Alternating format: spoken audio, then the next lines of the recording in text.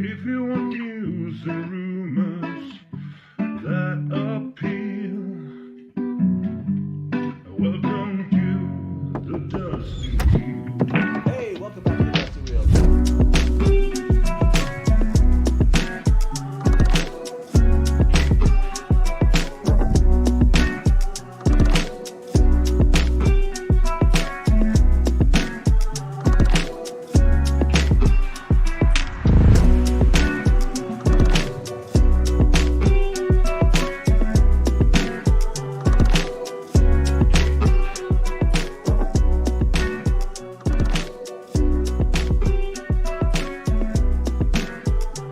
Good night from the Dusty Wheel. And we around here, smash to black.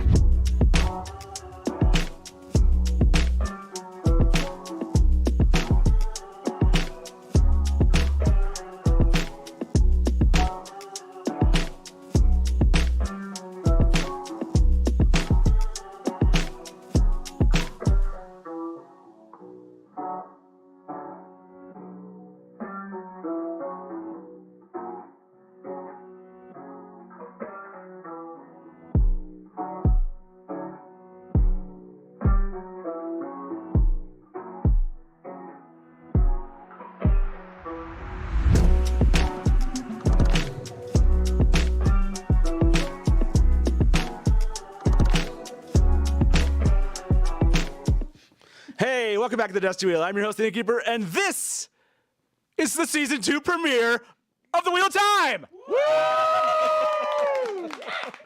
That was pretty good.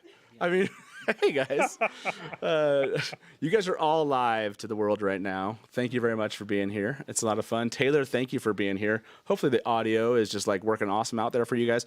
You are here for the last, what is we at 35 minutes before this thing drops, right? Before we get to these 3 episodes. How many of you have not seen an episode that's dropping today? Okay, look at it. I put everyone on the spot there. That was hilarious. Okay, this is going to be a lot of fun. For those of you that are watching, we're just going to go around the room, ask some questions, commiserate, because this is supposed to drop. If you're just watching this, it's supposed to drop midnight GMT. I guess I should look at that camera, not all of you guys. Midnight GMT is when this is dropping. That's what it says on Prime Video, at least, everyone. So we are not going to be obviously streaming the video here for you. You have to go to Prime Video yourself. And we decided not to do one of those watch party things through Prime Video because there's like some limit of 100 participants and there's more than 100 of you already here. So we are just going to tell you when we press play. We'll put a little timer on the screen and you can kind of see generally where we're going to be at. It'll be close, if not perfect, to where we are at in the show. And we will start that as soon as like everyone in chat says, okay, they're up. So I'm assuming that's what everyone's doing right now. Are y'all refreshing the page to see if Prime Video has posted these things early? No, there's no like great way to get more light on me right now. I saw that comment in chat. But yeah, for you, Brian, you have another mic out there. Welcome. Thank you. Happy to be here. Yeah. I'm sitting down. My legs are very grateful. Yes. I know everyone was a little bit concerned about you last night. I want to remark that stools were purchased. And if you don't know what that means, yes, stools were purchased. There we go. Some chatter. I like the comment out there. Terry is the queen of comfort right now. Oh yeah, you got your shoes off, everything. You're ready for this. So if you had to pick the episode without knowing the episodes, which one do you think you're going to like best, Brian? Just like a random episode number? Not random, but... Between the 3 that are dropping. Of the 3 tonight? Yeah. I think episode 3. I think the 3rd episode is going to be the one that really... By the way, Lauren is in the back. Okay, no spoilers. No spoilers. We've made it this far for those of us that have. I say that because season 1, episode 3 is where I think season 1 really took off. So I'm hoping the same thing here. Okay. I'd like to end the evening on a high note, you know? Yeah, I agree. I was going to say, by raise of hands, who likes the... No, I don't want to talk about what anyone that might have seen something has likes or does not like yet. So we're going to hand that over to maybe Omar, the mic here. Omar?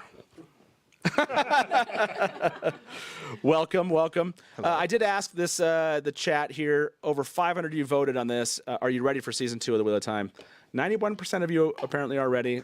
9% of you are not. Okay. Well, it's too bad because it's They're at happening work at this point. How you doing, Omar? Great. Yeah. Yeah. Are Need you some excited sleep. for this moment right now? Am I what? Are you excited for this moment? Very. Yes. Yeah. What's the most exciting part about this moment for you? I want to talk about some of the characters afterwards. Yeah. So that's a great segue. Thank you. If you're watching this right now, the way this is going to work for us, you're going to do your own thing with your own families and friends, but for us, we're going to watch this episode 1, and we're going to stop and chat just like this for about 30 minutes. And then we're going to watch episode 2 and do the same thing. And then the last episode, we'll probably discuss that up until about 1 a.m. Eastern. And at 1 a.m. Eastern, we're going to say goodnight. And then Rob from Malkier Talks, we're partnering with him for this 27-hour coverage of Premiere Gai'don. And he is actually going to take you for the next 9 hours. That's right, he's going to be awake because he's in another part of the world. And he's going to take you for the next 9 hours while all of us go back to sleep. Well, I don't know. How many of you are going to sleep between when we end and when we begin again in the morning? Yeah? 100%. I think I'm going to have a hard time just falling asleep during that. Yeah.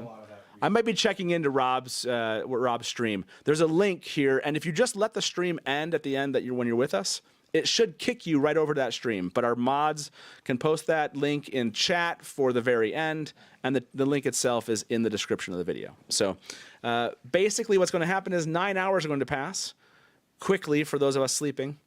And then we're going to take over about 10 a.m. in the morning with another 12 hours of coverage because we're gluttons for the stuff, right? But what I'm grateful for is I have my fellow Innkeeper here, and I have the Gleeman with me.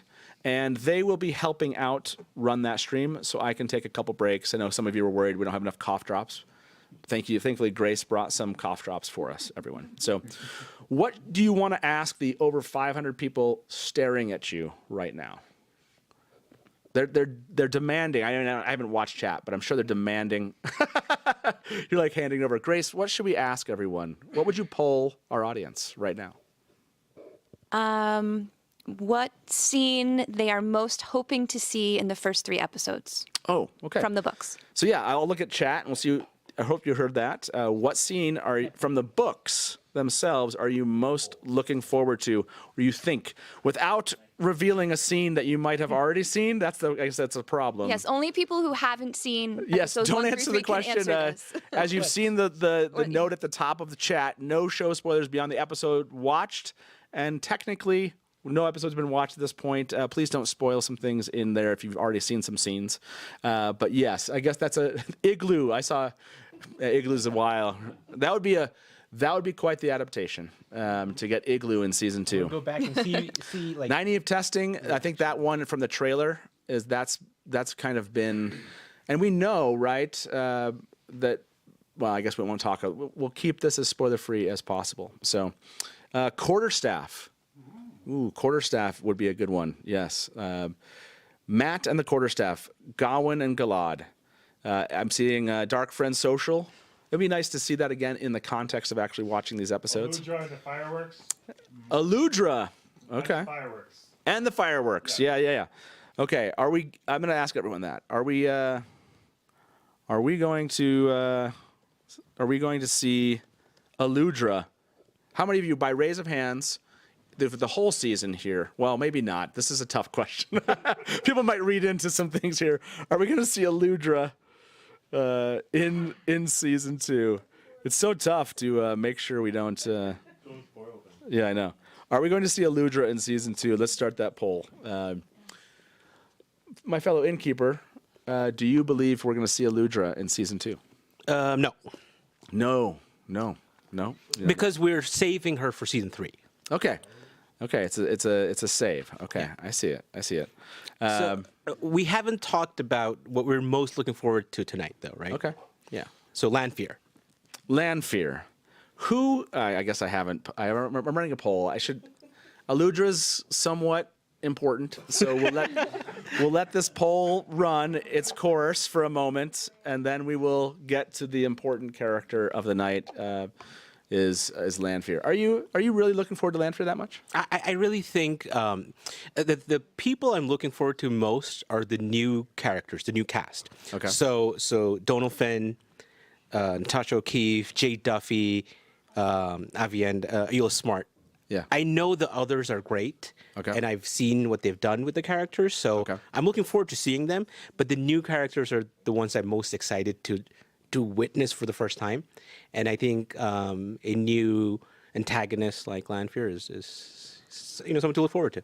Yeah, I agree. Do you want to hand that mic back behind you to our resident Watt Idol expert? Hi. So, Alyssa, welcome. Thank you. I don't know if this picture's made it out to the internets, but you brought some custom cookies I for the did. evening tonight. They're amazing. I have not tasted them. They just look amazing. So thank you very much for You're bringing welcome.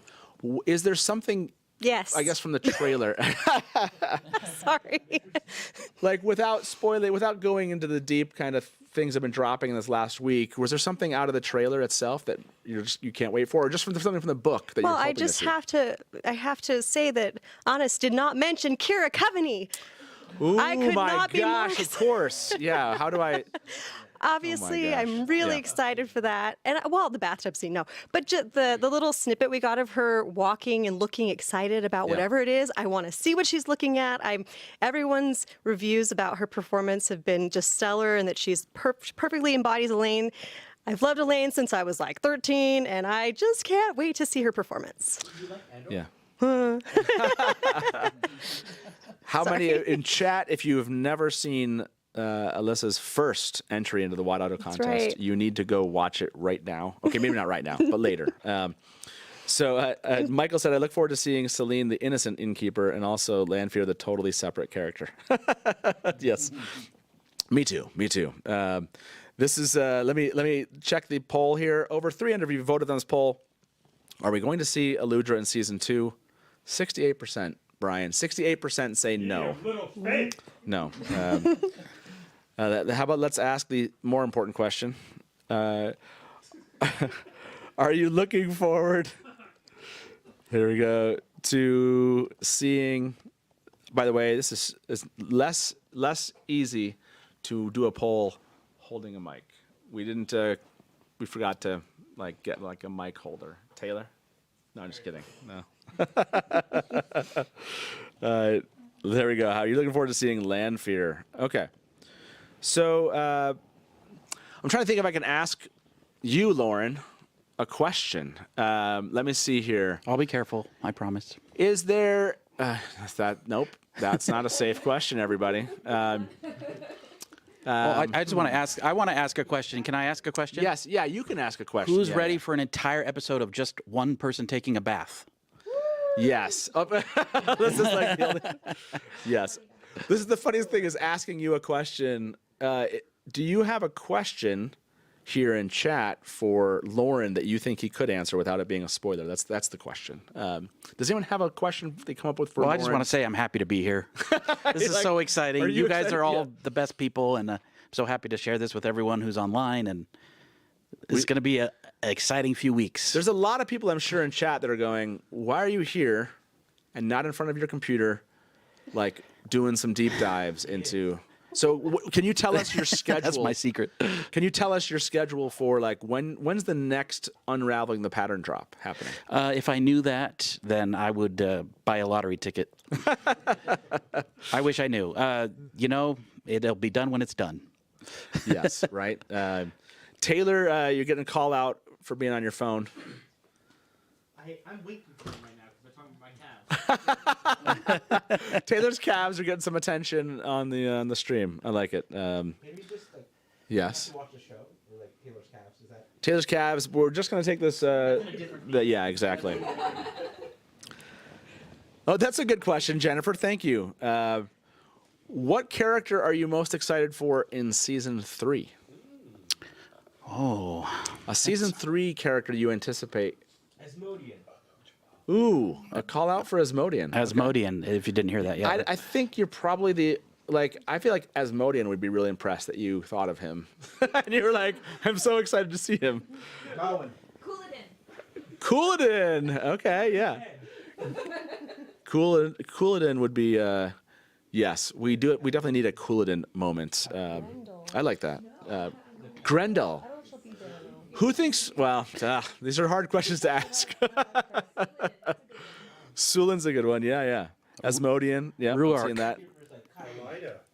Ooh, Elida. Ooh. 328 of you have voted on this one. You're looking forward to seeing Lanfear. 11% of you suck, is what this poll says. That's what happens here. Oh, I mean, have different preferences than I do about the Wheel of Time. So 89% of you, though, share an excitement in this regard. I'm actually really, really excited about this. I have seen, and I've explained this. I have seen the first episode of season 2.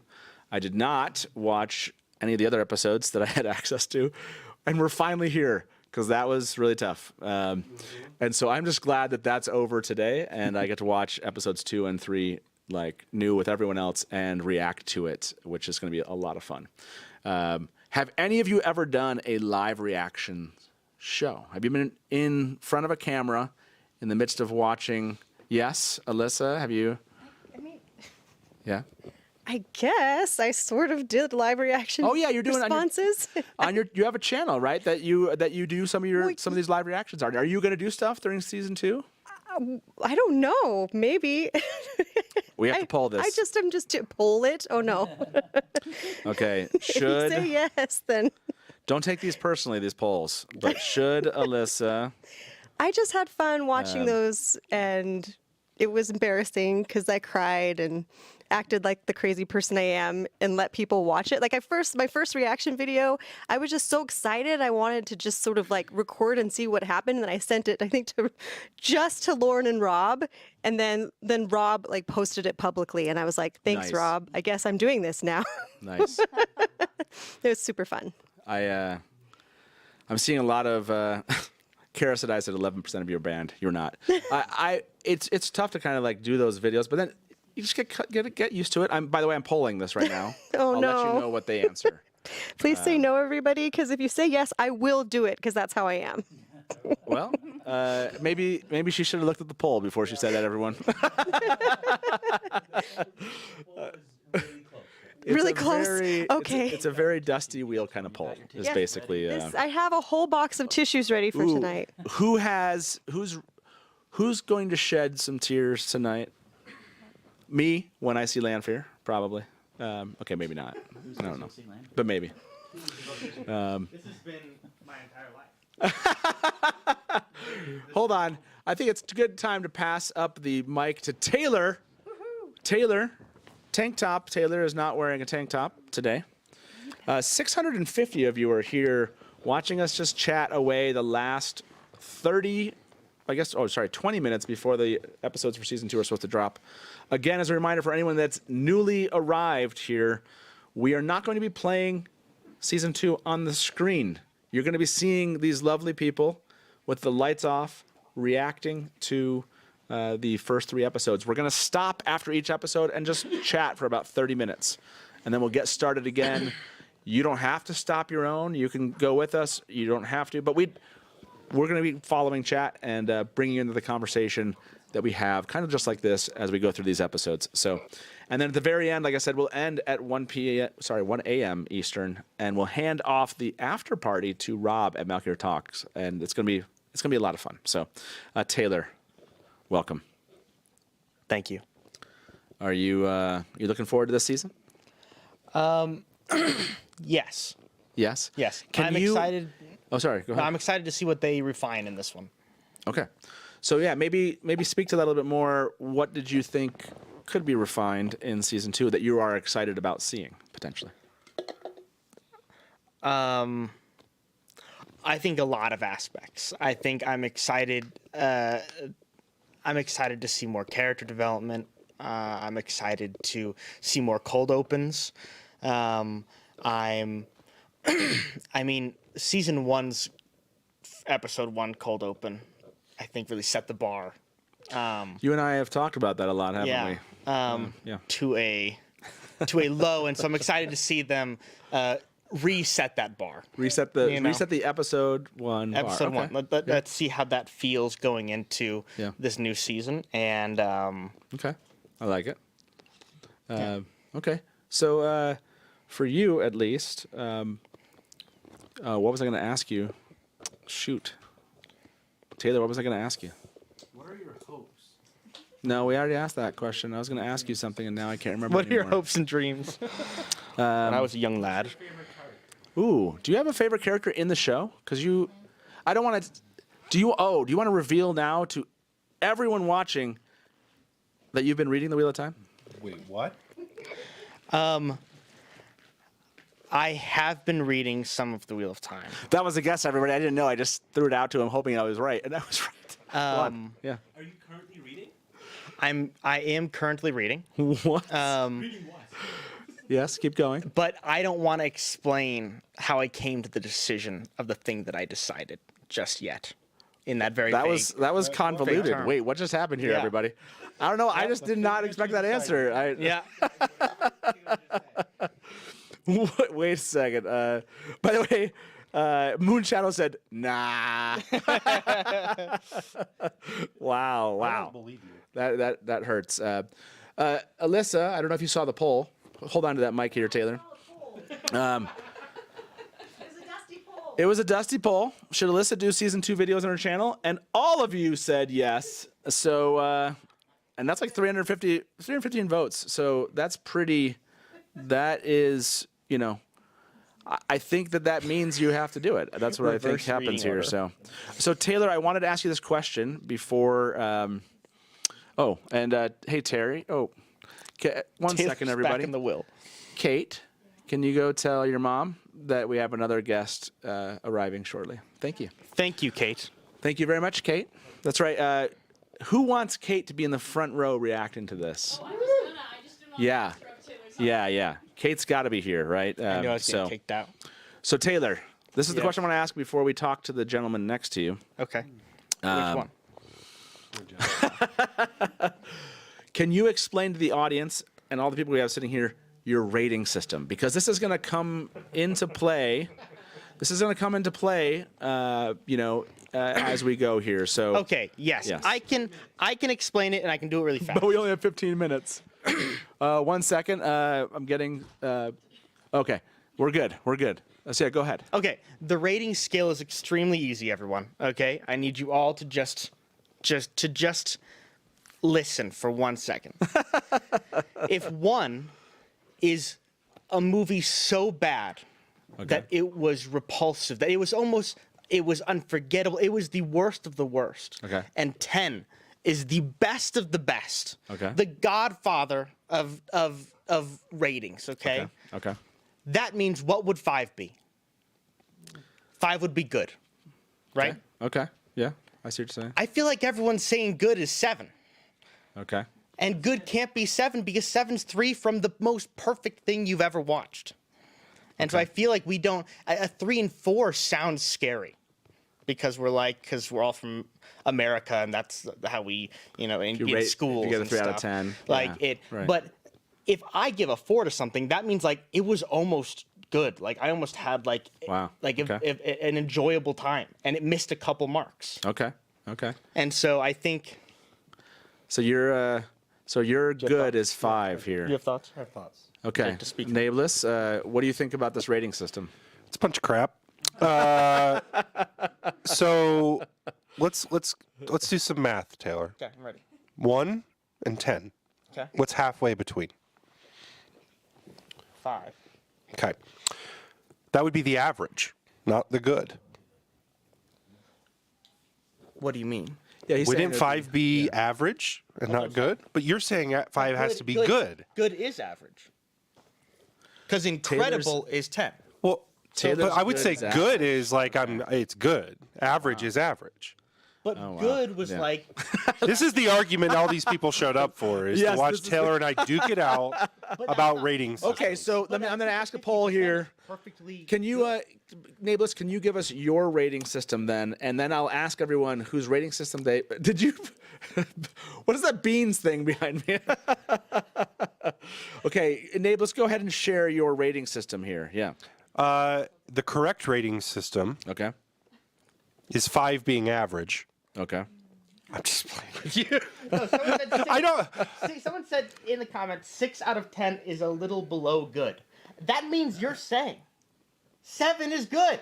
Well, How do can you? 7 be good? You're making good average though. But I think good is average because I would never watch something I loved and said that's good. Okay, hold on. We're just going to say, do you agree with Taylor's rating system? Because Nablus didn't give us a real rating system here. Well, it would take too long to explain. You know, Matt, and we you know. only have 12 minutes left, everyone. Till we go. So Taylor's, you have now heard Taylor's rating system. The reason why this is important is Taylor will be coming on streams later. He's going to give a rating, and some of you might be like, "Wait, what?"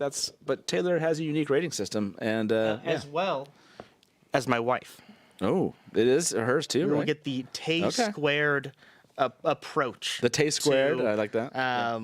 To the Wheel of Time. So Okay. 6 from Taylor is like 8.5 from everyone else. Yes. Yes. Like if 100%. Taylor gave this a 6, then it's We should all be. in most people's rating system. Yeah. It's fine. So do you agree with Taylor's rating system? Yes or no? Here we go. I mean, look, I think it's amazing that you put that kind of effort into your rating system. So I'm really proud of you. Thank you very much. It's good. That was a sweet moment. Some people are fighting like that. That 5's neutral, I mean, yes, it is. and I think neutral is the middle. Neutral, yeah, exactly. It's the middle. It's good. Neutral. Because you're saying, what's your good? If you're like, that was so good, then it's not good anymore. That's better than good. So You know? okay, so I know it. the rating system is being judged right now by our guest. Almost 700 of you are watching this amazingly enthralling discussion between Nablus Yes. and Taylor about the rating system. So with that being said, Nablus, Yes. what question can I ask you? Okay, how about this? When it comes to like, obviously you cover the Wheel of Time. You've been covering this now. How long have you been running the channel itself? My first video came out in October of 2018. October of 2018. Okay. Yep. You're almost 5 years in. Yeah. Wow, I didn't even think about that. But Yeah. yes. And so tell me, what is the best part of covering the Wheel of Time on your channel? Why do you keep doing it? Well, first of all, I love the books and I love the story. But I truly think, why do I keep doing it? I think that we have got a great community. Okay. And that's, I mean, I'm a smart aleck, but would you rate, by the way, yeah, you're getting, oh, wow. I'm getting. You're getting murdered. I But, mean, that's fine, and that's why you all gave this an 8. 30% is pretty good for Taylor's rating system. But yeah, go ahead. But yeah, I know. I think it's really the community. I think for a lot of us that started making content, I know, even for you, Matt, when you've said this before, when you were putting together Theoryland, right?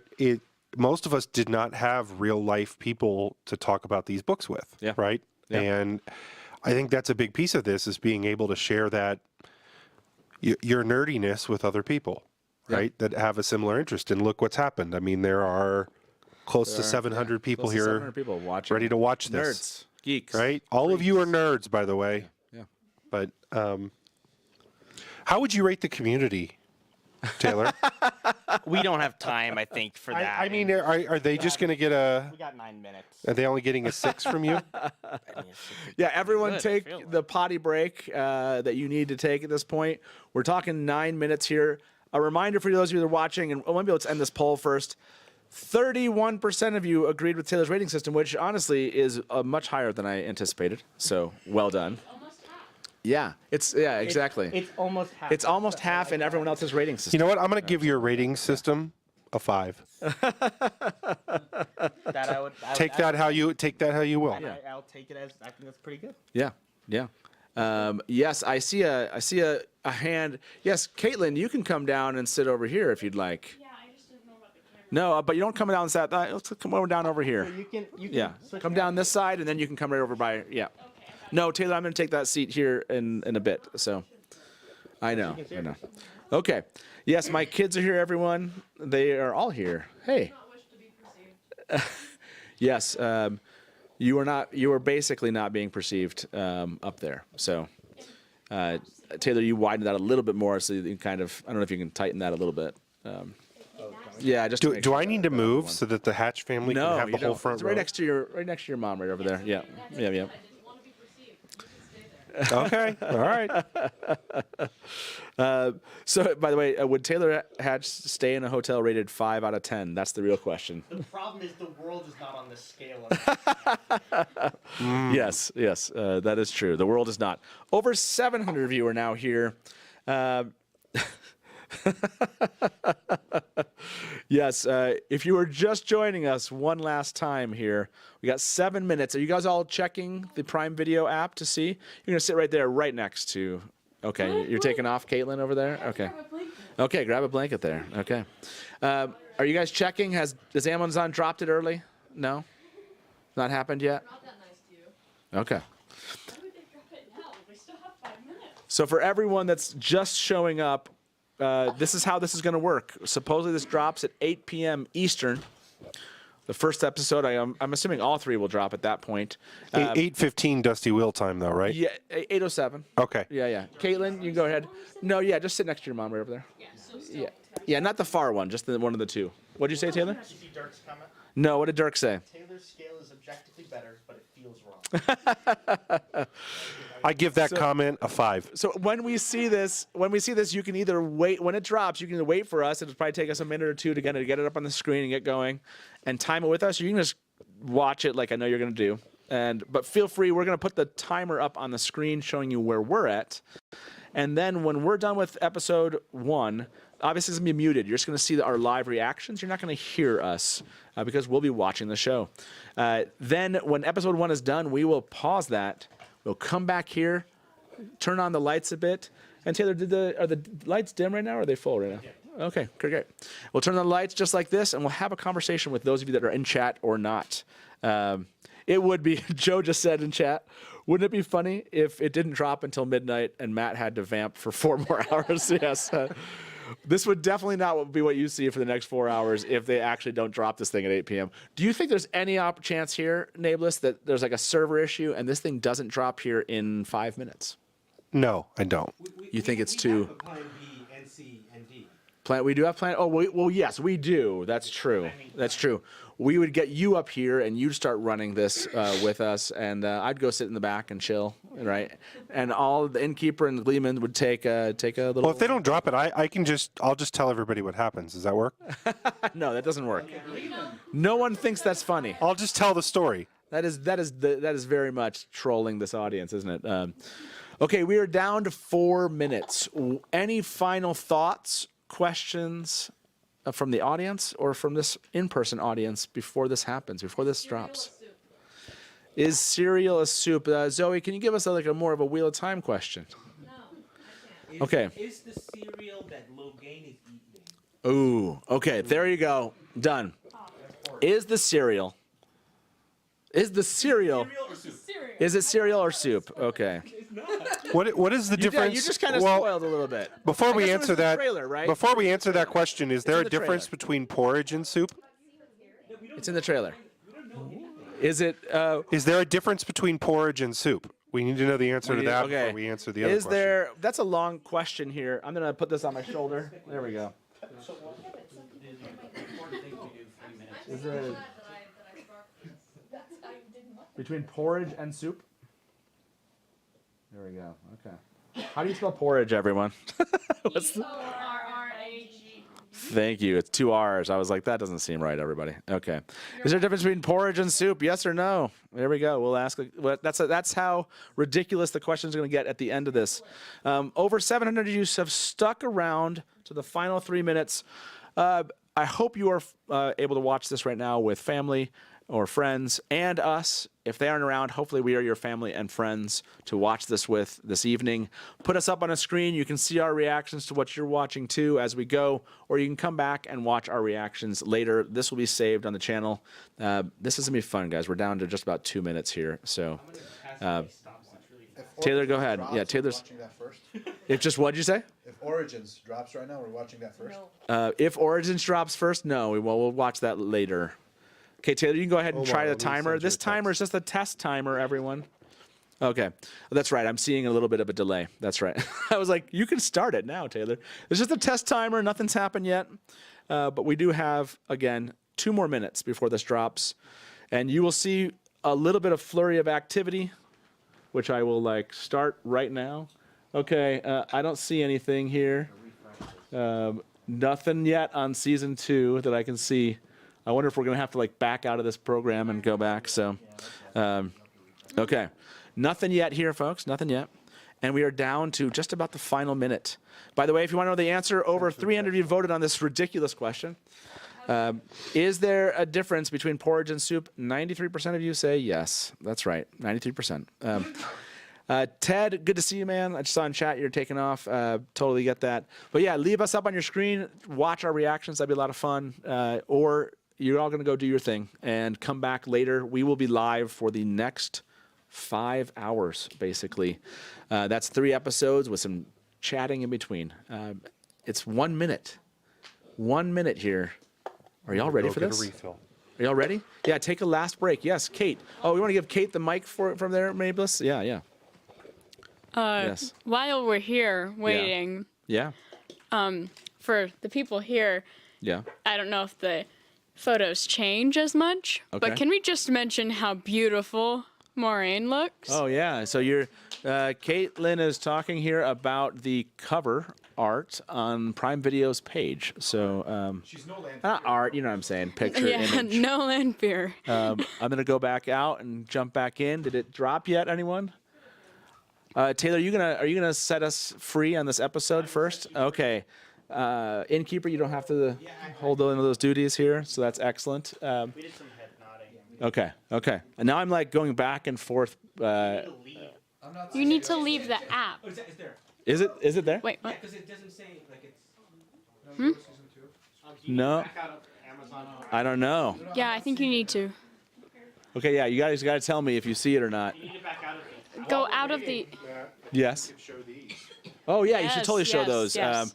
So that camera, right there. Yeah. How far away am I? I don't know. Taylor, can you tell him how far he has to Was it this one? Right about. It is. Extras dropped, by the way. Videos. 4-minute videos. Oh really? You can see it. By the way, yeah. Nothing yet, everybody. Nothing yet. That's what was coming at 8 p.m. Extras. No, no. Some people are dropping. Oh, they said it's on. Hold on. Okay, go out. Go out. Maybe I have to go all the way out of this app Yes. here, everyone. That's what we were all saying, but it's okay. Okay, everybody, we're gonna go out of this app and see if we can't. Oh, I don't know. That's. I think that might work. Okay, here we go. Oops. They're all like. Yeah, do you It's. want to get up and sit down? Here we go. I'll find it. You'd think. Watch Cocaine Bear. There's the Wheel of Time. I don't see the episodes either. Try. It's there. Yeah. Yeah, I'll move there. Here, Taylor. Oh, here they are. They're finally up. Okay. Oh, come sit by. Here we go. Oh, I'll move over there in a second. So yeah, we're gonna find this episode, everyone. We'll get there. If again, you're gonna watch it on your own, you can wait for us. And what were you saying? There it is. Okay, There it we is. have the episodes, everybody. The episodes are ready. All 3 are there. Oh man, there's already little spoilers in the images. So y'all ready for this? Okay, we see it. Whoa, everyone, chill out. Hold on. So, give it a second here. Taylor, are you gonna be ready? We're gonna put a timer up here for you shortly. Just hold on, everybody. Hold on. We're getting there. This is a whole theater system we got to get up and running. So, you guys are. Okay, hold on a second. Hold on. Here we go. Okay. Oh, there's a. Oh, this is just a. We're gonna. Oh, do you want to start at the very beginning and watch the recap? Okay, okay. We're gonna start ours at the very beginning and watch the recap. Everyone, it kind of fast forwarded us here, so give us a second. Okay, here we go. Taylor, you're gonna put a timer up. He's going to. We're gonna get the. We're gonna get this off, and we'll get this started. Okay, Taylor, you tell me when to press play. Yeah, we'll see you all shortly, everybody. Bye bye. You want me to press play? Yeah, go ahead. Okay, press and play.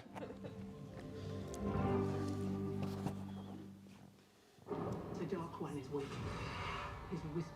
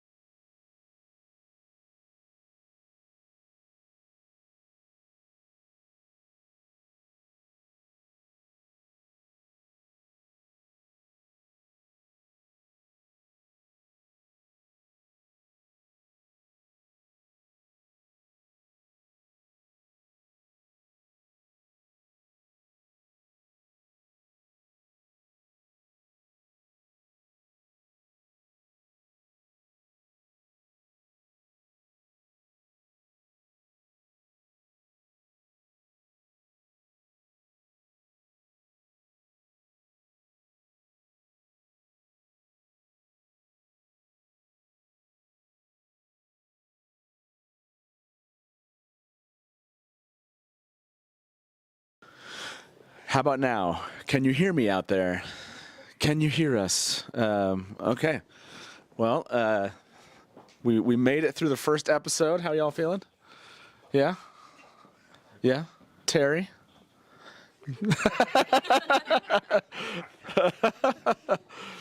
Okay. Do they hear us online? You guys hear us out there? All right. Audio on. Taylor, are they good?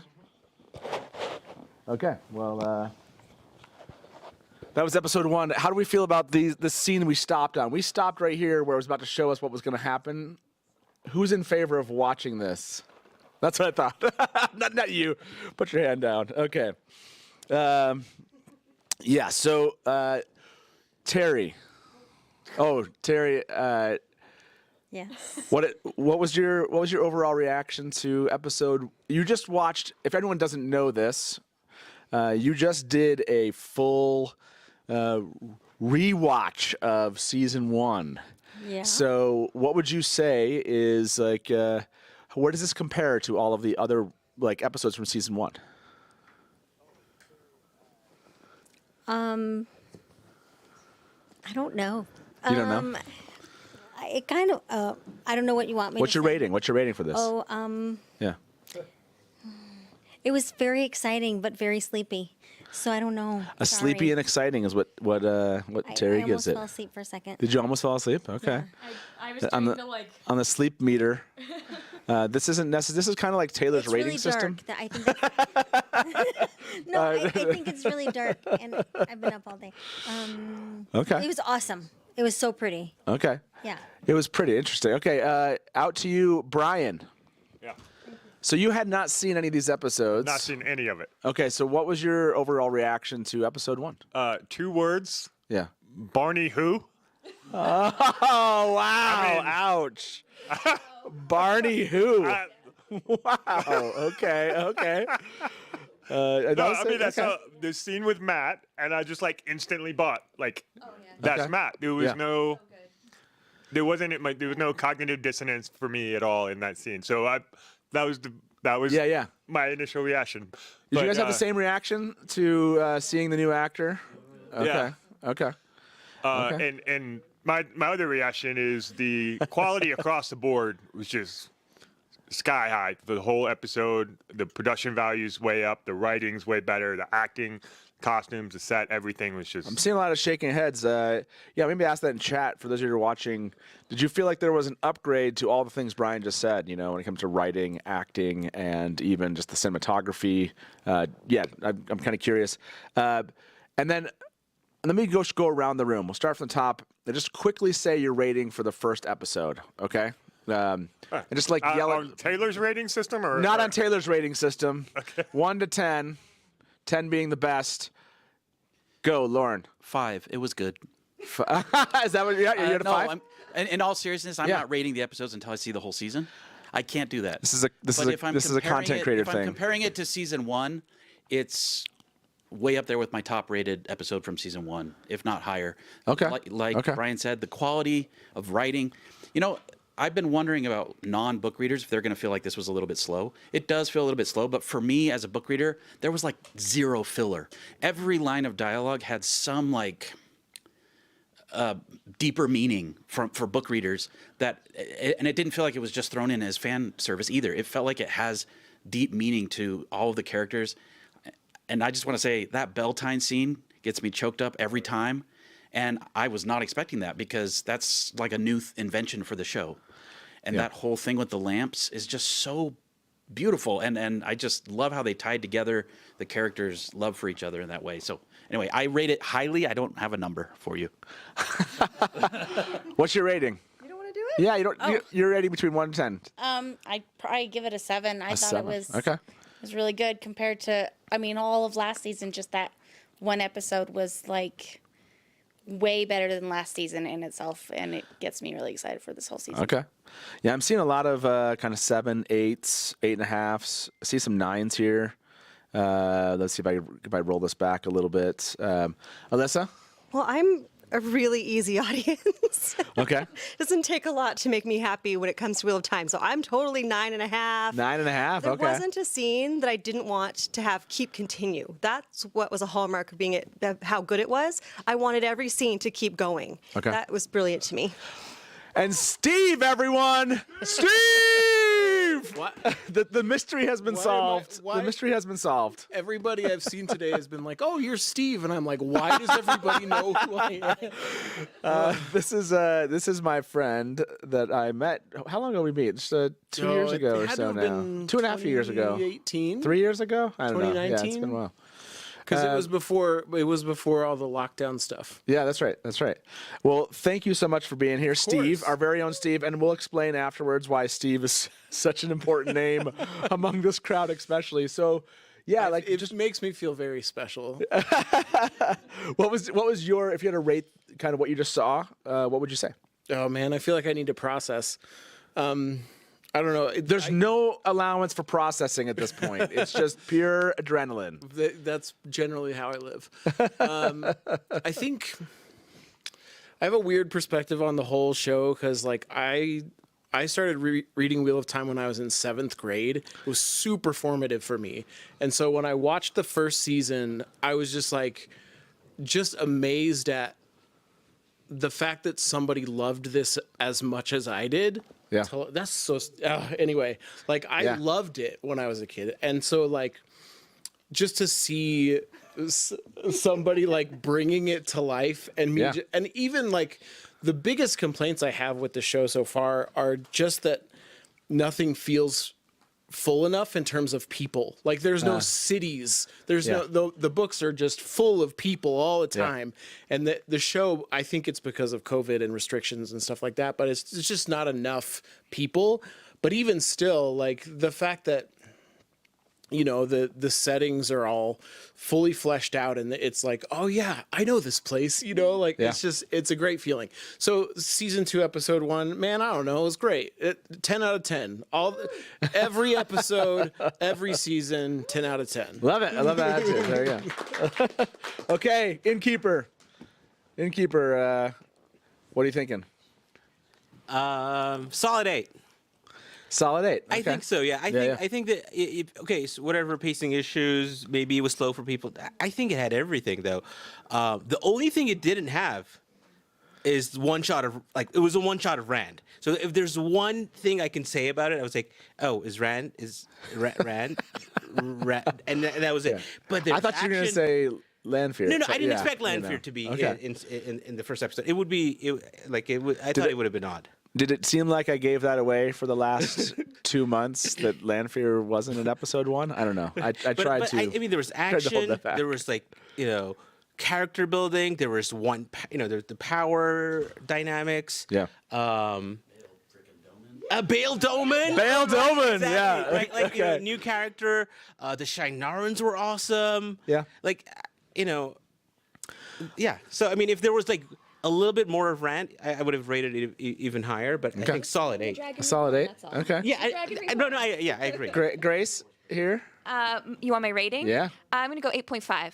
8.5. Yeah. Okay. Yep. What was the standout moment for you? Bail Doman. I was not expecting that much bail that soon. That was exciting. I also really loved Lyanna's catwalk moment. That was pretty amazing. Hold on one second.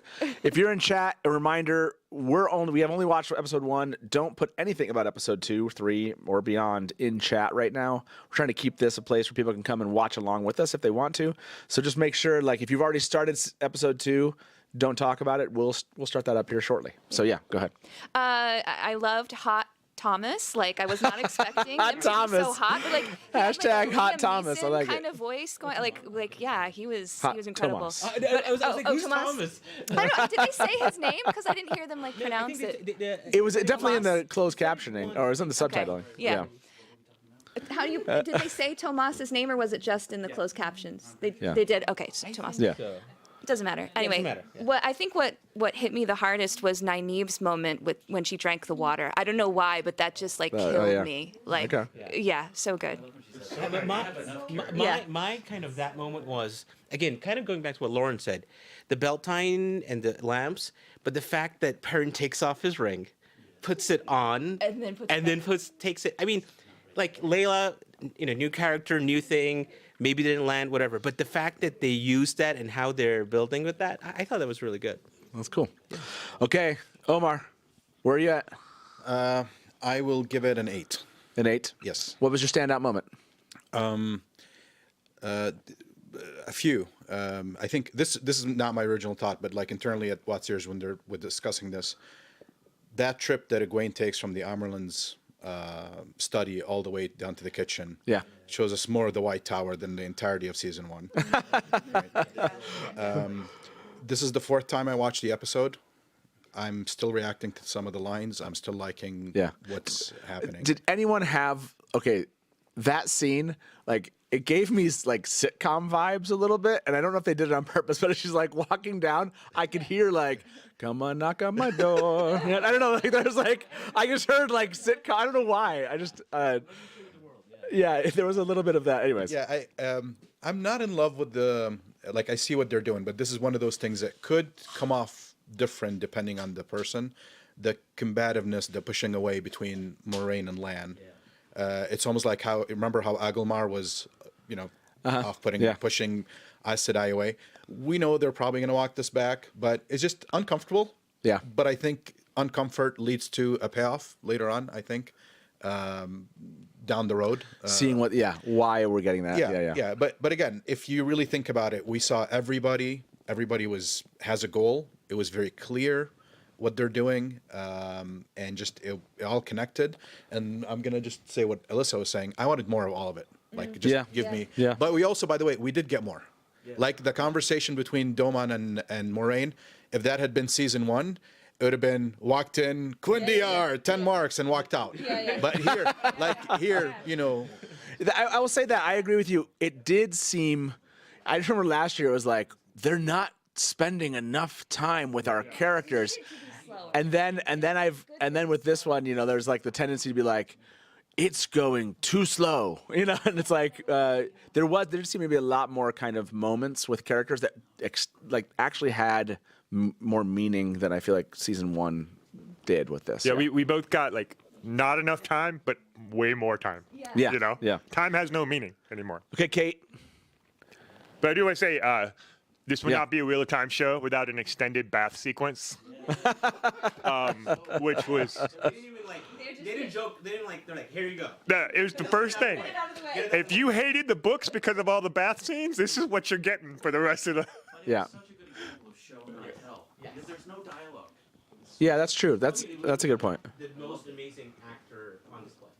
Okay, Kate, what did you think? What's your rating?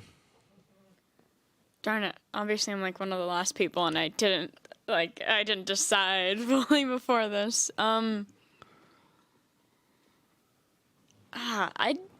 think because my ratings are usually pretty high when it comes to these things. Like, I realized I started in the 7s when I was going over and rating all of my all the first season. I'd say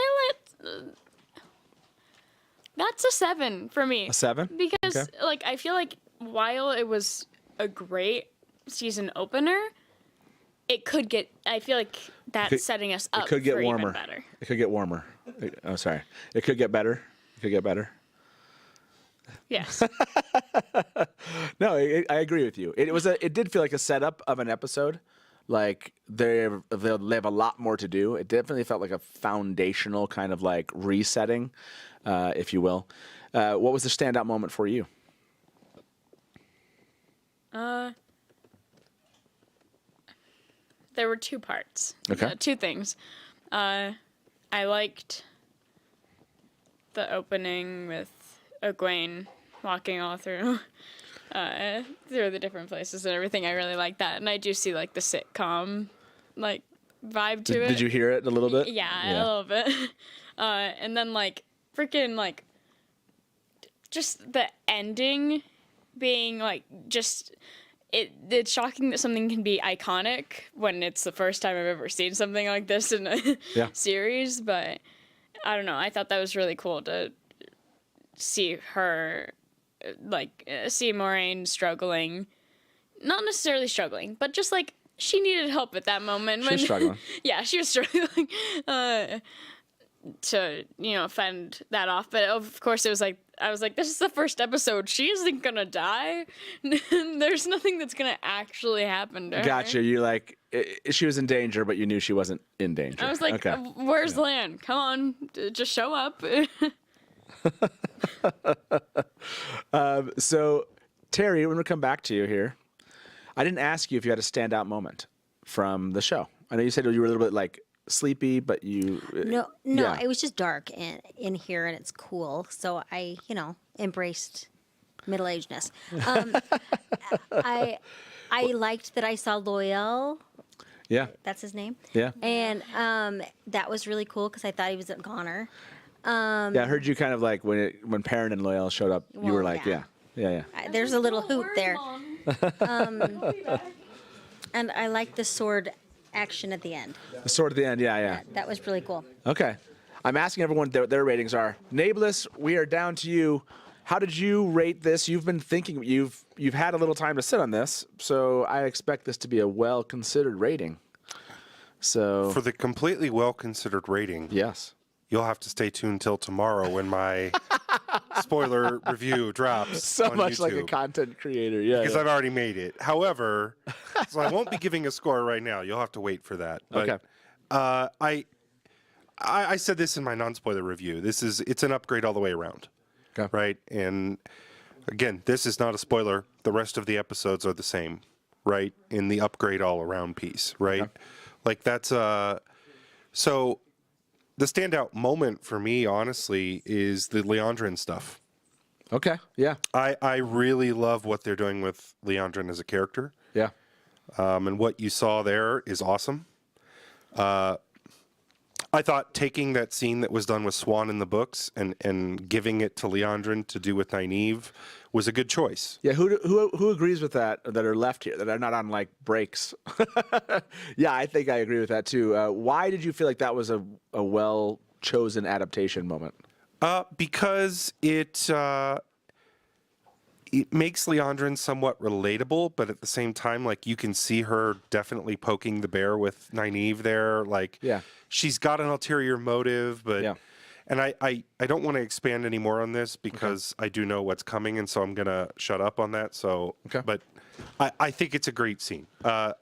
As Omar said too, one of my big, I don't want to call it complaints, but one of the problems I thought season 1 had was how small the world felt. Yeah. You know, how few extras. And again, there were reasons for all of that, but it doesn't matter. It was what it was. Yep. This season, and I think this episode really shows it, how many different locations did we see? How many extras, right? You got to see the White Tower feels like it's bigger than 2 rooms now. Right? Like it's gigantic. The sets are huge. Like there's lots of different locations. They were able to do a continuous shot with Egwene walking around for longer distances. Like it just gave us a feel of scale, I think. Yeah. And it was noticeable. So, yeah, that one, I think overall, but I think the Leandrin one stands out to me. Mm-hmm. That moment again, it's such a pivotal. I mean, when it's between the Amerlin and Nynaeve, it's so impactful, and to change it, I feel like it has to be just as impactful, right? Because that's one you could totally fail on changing, mm-hmm. and the way that they brought it up, that she was the struggle, and that Leandrin was out to try to help her break her block, if you will, and get her to channel, and is channeling her anger. It does feel like. It feels like they're playing into an idea of Nynaeve having a temptation to kind of like struggle with the choice between light and darkness a bit more than I would have. Like that's what feels like the lean in for me there. And so, but I like that with Leandrin. Like this Leandrin is better than book Leandrin, just to by a mile. Just again, stay tuned. So yeah, nothing no, but I hear good you. things to Yeah, say. stop talking. Don't say that. Yeah. Oh, sorry. Give it back. Oh yeah, go ahead. No, I was just going to say, I think, I mean, it's not a perfect episode, as I will tell about in my video. I'm joking. But there's some things that I'm still waiting to see on the payoff, and they kind of yada yada Loyal and Perrin and Uno being alive and Yeah. Right. Like where does? Yeah. Exactly. Yeah. But again, I think on the whole, though, yeah, like on the whole, though, it felt like a really good reset. I have to I thought admit, so. Perrin not being in that kind of same mode 5 months later that he was in, who appreciated new Perrin? Yes. Matt and I were kind of talking up here during the show. Is like Perrin. This is the Perrin that we probably should have had. But it was an evolve. But but at least they took 5 months, and there's clearly an evolution of thought process. And I like that the Paddon Fane aspect of it is what has. They used Paddon Fane as the driver for him to kind of have this growing anger at who was actually responsible, right? Because at first, remember, he was like, it was mine. But no, he's moved it to now Paddon Fane, which is honestly where you. I mean, of course, you're not going to go there right at the beginning because he was holding the axe, or so. Well, and now he went from being a pacifist half tinker to I want to rip Paddon Fane to shreds. Yeah, yeah. If I see him, so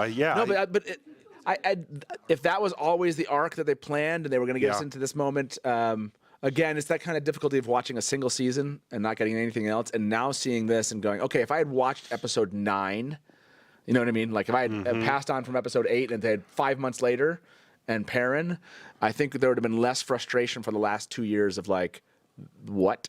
So, what about yours? I want to bring I want to bring a controversial statement to this stream.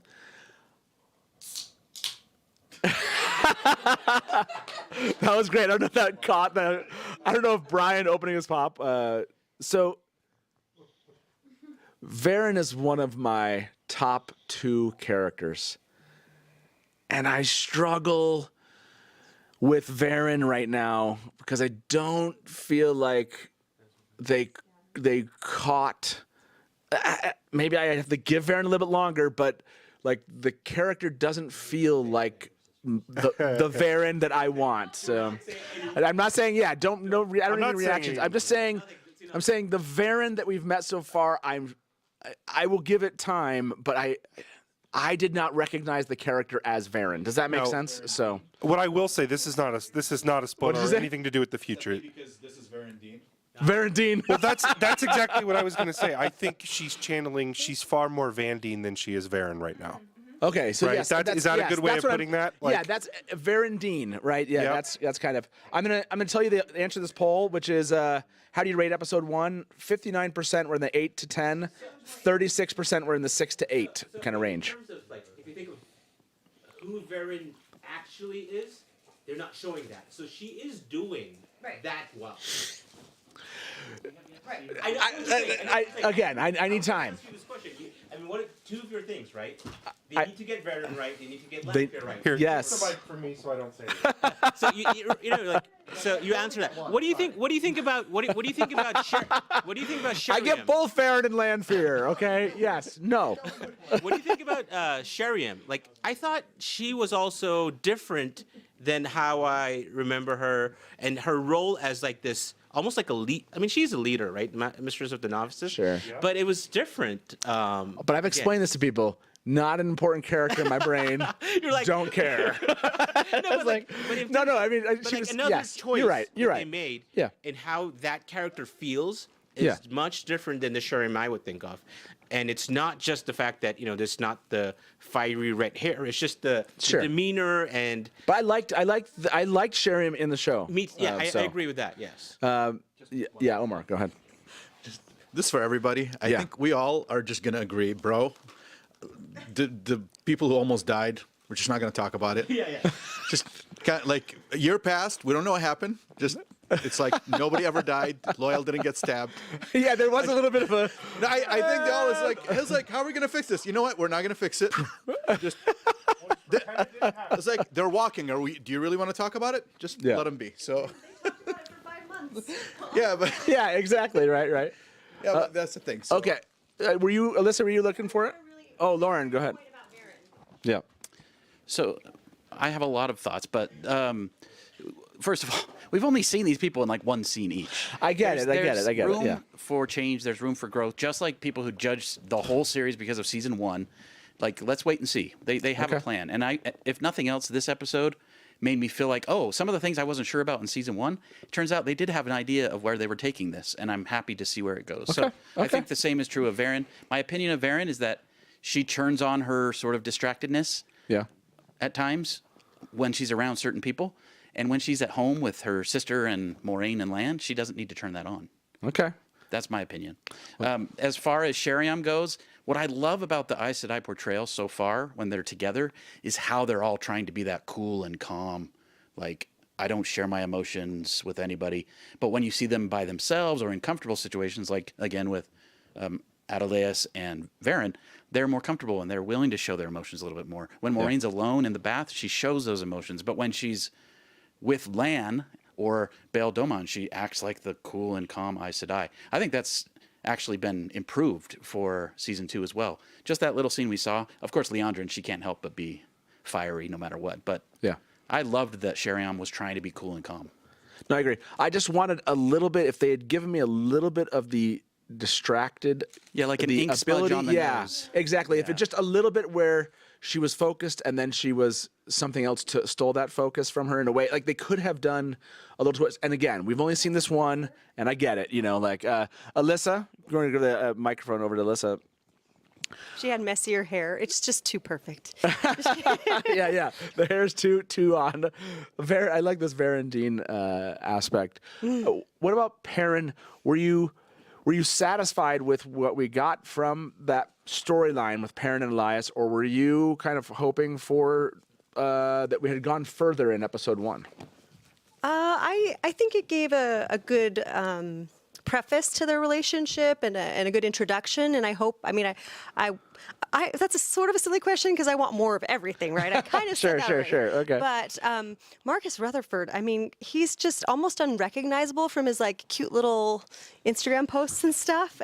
Just a brilliant acting, and I can't wait to see where the relationship goes. And I really did like the effect where he was able to see what the wolves had seen, and that was really cool. Yeah. I loved that a lot. So I wanted more, but I think what little they had, he did brilliantly. Okay, I want to ask you a question. People are asking, though, keep the mic. This will be the last question, I think.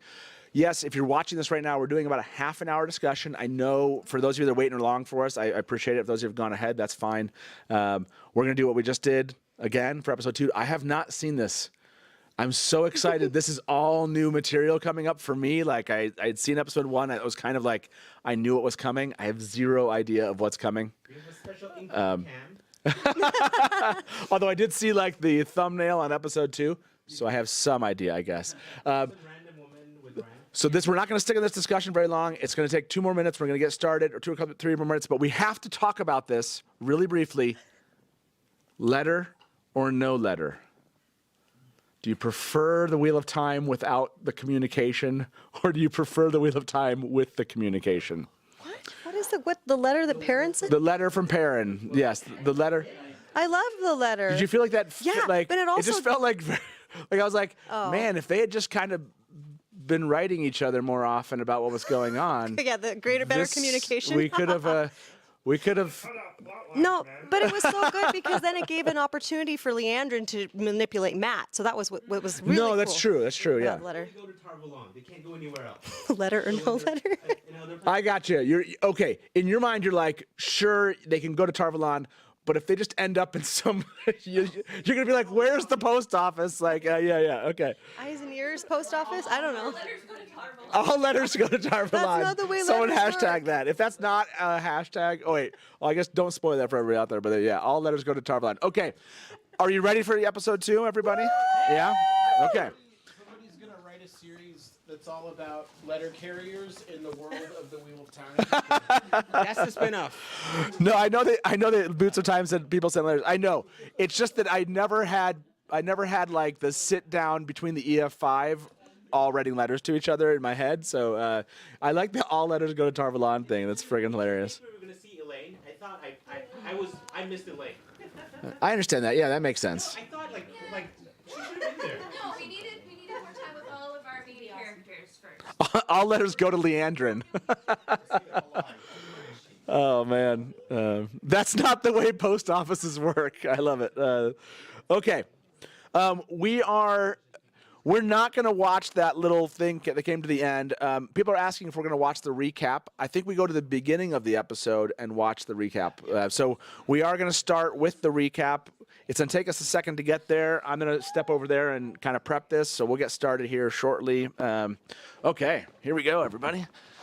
Wait, Nablus isn't here. So he'll come back and be like, oh, wow, everyone just said, like, watch it without me, basically. Okay, so let's get this thing going here, everybody. We'll have to, as you guys are watching out there, you have to bear, we're not there yet. We're still prepping, and Nablus is back.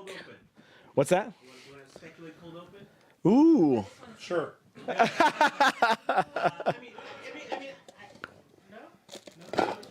It's got to be Lanfear. It has to be. Like, it has to be that. Excuse me, Celine. Okay, hold on here, everybody. Hold on.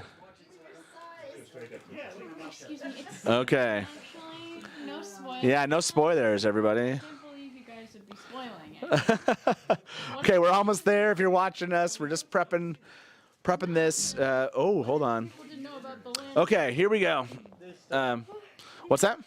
Everyone can still hear. So yeah, they can still hear. Let me.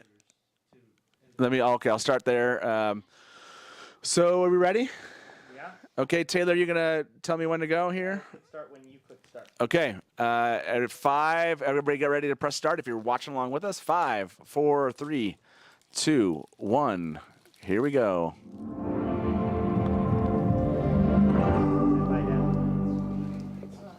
Something is coming and we're not ready.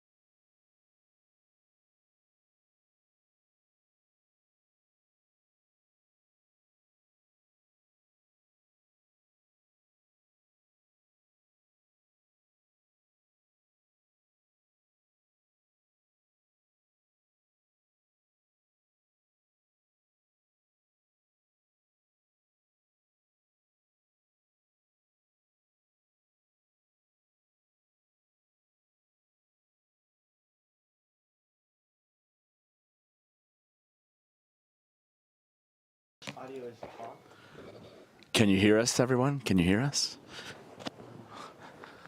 Better than episode 1?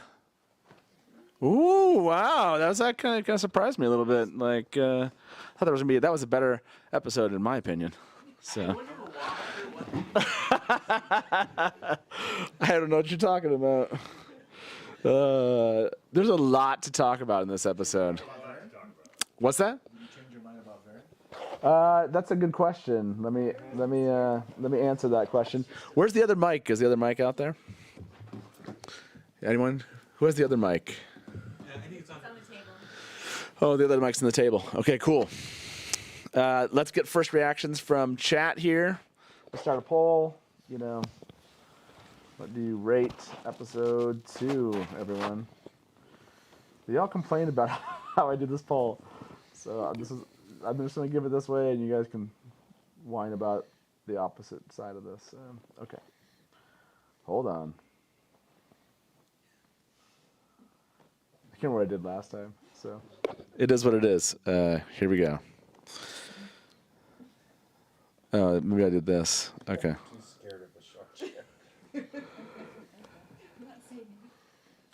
Okay, here we go. Let's start the poll. Okay. I got the poll out there. I want to ask everyone what the reactions are. If you just tuned in, we just finished episode 2 of the 3. Are you ready? Should we just jump into 3? Yeah. No, we can't do that. No, Steve. No, I don't want it to be Okay. So, okay. Where to begin here? Who has the mic? Brian, you have the mic here. We can start with you. Okay. What did you think about episode 2? I thought it was fantastic. I thought it was dark, like visually, but also like dark stuff was happening. Yeah. There were a lot of surprises. Some of the changes from the books were surprising, but they work really well. Leandrin's son, I guess. Yeah. What is the theory? Like, I don't. It's like. Hundreds of years, right? That was. My darling boy. Yeah, she said, "My boy, my darling boy." Well, okay. Yeah. Like, and she like 2 scenes earlier, Yeah. she mentioned that Aes Sedai lived to be hundreds of years old. So they made Leandrin because Leandrin in the book was not this old. No, that's not. I thought Leandrin was kind of that swan, but maybe I'm wrong. So that means our theories all about the man in the North Harbor or whatever were completely wrong. Yeah. No, I think we talked about potential, like, I think people talked about, like, they had a potential... like family member or something. Family member. Yeah. It was like family member, but I don't know if it was a son. I have to go back. We have to go back and watch some of those. Okay. Yeah. But, I mean, that was a cool, like... I thought it was an interesting scene. It's a change, but it adds some character and some depth to Leandrin. And It shows understanding of the metaphysics and how Aes Sedai are more than you would expect. I mean, not expect, but, Sure, that... It's a way that it definitely brought us. Well, for people that are watching that don't know about Aes Sedai in that way, or haven't conceived of age in that way with Aes Sedai, it certainly kind of had that effect. Okay. Yeah. Okay, Teresa. Teresa. Hello. So, how did you rate this episode? I liked episode 1 a little bit better. Did you like? Okay. But Yeah. this was pretty good. I don't like the Lan and Maureen dynamic. Okay, so raise your hand here if you like the Lan and Moraine dynamic so far. Okay, I wasn't sure there for a moment. It looked like it was kind of like, no, okay. Okay. I'm sure it's going somewhere, but Okay. I always thought they had like the best like. You're willing to see where it goes. That's how I feel like you're saying. Okay. Okay. I'll pass it on anyway. Okay, That was my thought. Okay, Grace, you want to share your theory about this? Yeah. Okay. Okay, so when she says we were never equals, I believe she was telling the truth. I just think he thought he heard that she was above him, but I think later in the season she's going to say something like, "You were always better than me." Something Right. like that. It did feel like a little bit of a Or, yeah, giveaway he's a king, setup, right? Yeah. right? So literally, Yeah. yeah. Oh, that's true. That's a good one. Yeah. Yeah. Nice Moraine. So I mean, like, Well, we she's solved being, that one she's being already. An asshole. Like, she's terrible. She's pushing him in a way, and it's hard to watch, but it's still like I get it. Yeah. But we. Yeah. I know. Okay. They will be again. Don't worry. I thought they were BFFs. I'm seeing some chat. Carrie Anna said mixed feelings, but I feel like there'll be a good payoff later. You know, I'm trying to see who else. Not loving the Lan Moraine dynamic, but it seems that the show's version of what happened with her at the Redstone doorway. Okay. She's pushing him away to protect him, but it's not working the way she's planning, just making him mad and hurt. Yeah, I can see why Moraine is doing it, but it hurts seeing him like this. Yeah, that dynamic, this entire. I mean, I feel like for the last 3 episodes, you have a book portion of this, but it's very short, and they never kind of return to it. I mean, they do a little bit later, but you get this kind of initial idea of she knows that Lan that there's like a potential kind of, what do you call it? Someone's gotten in the way of their bond, right? And so we get a little bit of that in the Great Hunt of her basically questioning his loyalty. And it seems like from a writing standpoint, they were just like, what can we do with Moraine and Lan? And we're going to take this thing and we're going to build it into a story. Yeah. Like, I feel like they took that seed of an idea and they're running with it. It'll be interesting to see if it pays off. Well, it's not worth us saying, do we believe it will pay off? We'll find out over the next 5 weeks. The initial reaction, about 200 of you have voted on this so far. What do you rate episode 2? This actually is higher in the 8 to 10s, actually. About 70%. I think the other one was like in 64%. So generally speaking, but they're kind of both in that. It's about 95% have given these a 6 and above from a rating standpoint. Celine rigged. So Celine's an interesting one for me, right? Really? Tell us more. Yeah. No, but what's interesting about this is she doesn't have to deliver. Celine doesn't have to deliver. I feel like full spoilers, not full spoilers, but we're gonna do some book spoilers. Full Anyone that's watching right now, yes. We're gonna do some book spoilers. These are what would you say? I mean, this only goes into like the end of Great Hunt, right? So yes. Basically, end of Great Hunt. So I guess it's not really spoilers here. You have. She doesn't have to deliver Lanfear. She has to deliver Celine. So I do like the treatment that they've done with her because she's able to. The conversation they have in bed it's very poignant and well crafted from a reveal standpoint eventually. So I do like that, like when that happens. So I like that aspect. Did you all like how Celine was handled? Yes. Am I seeing anyone here did not like the Celine portion? Yeah. Go ahead, Nameless. Celine. I don't like Rand right now. You don't like Rand. Oh. Ooh. Boo. Let's not give. More like 9 boo, right? I don't love Rand beating the crap out of the dude. I have a theory. Okay. Do you want to give him a theory, or did you want to make a comment? Go ahead, I was Brian. just gonna say, when they're in bed and she's like, "Who do you think of?" and he says somebody else, not her, obviously. Yeah.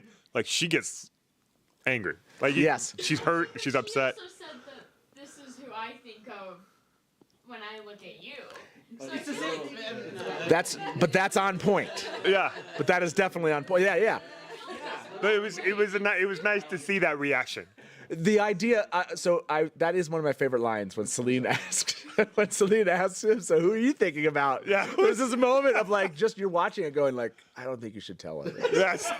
I don't think this is good.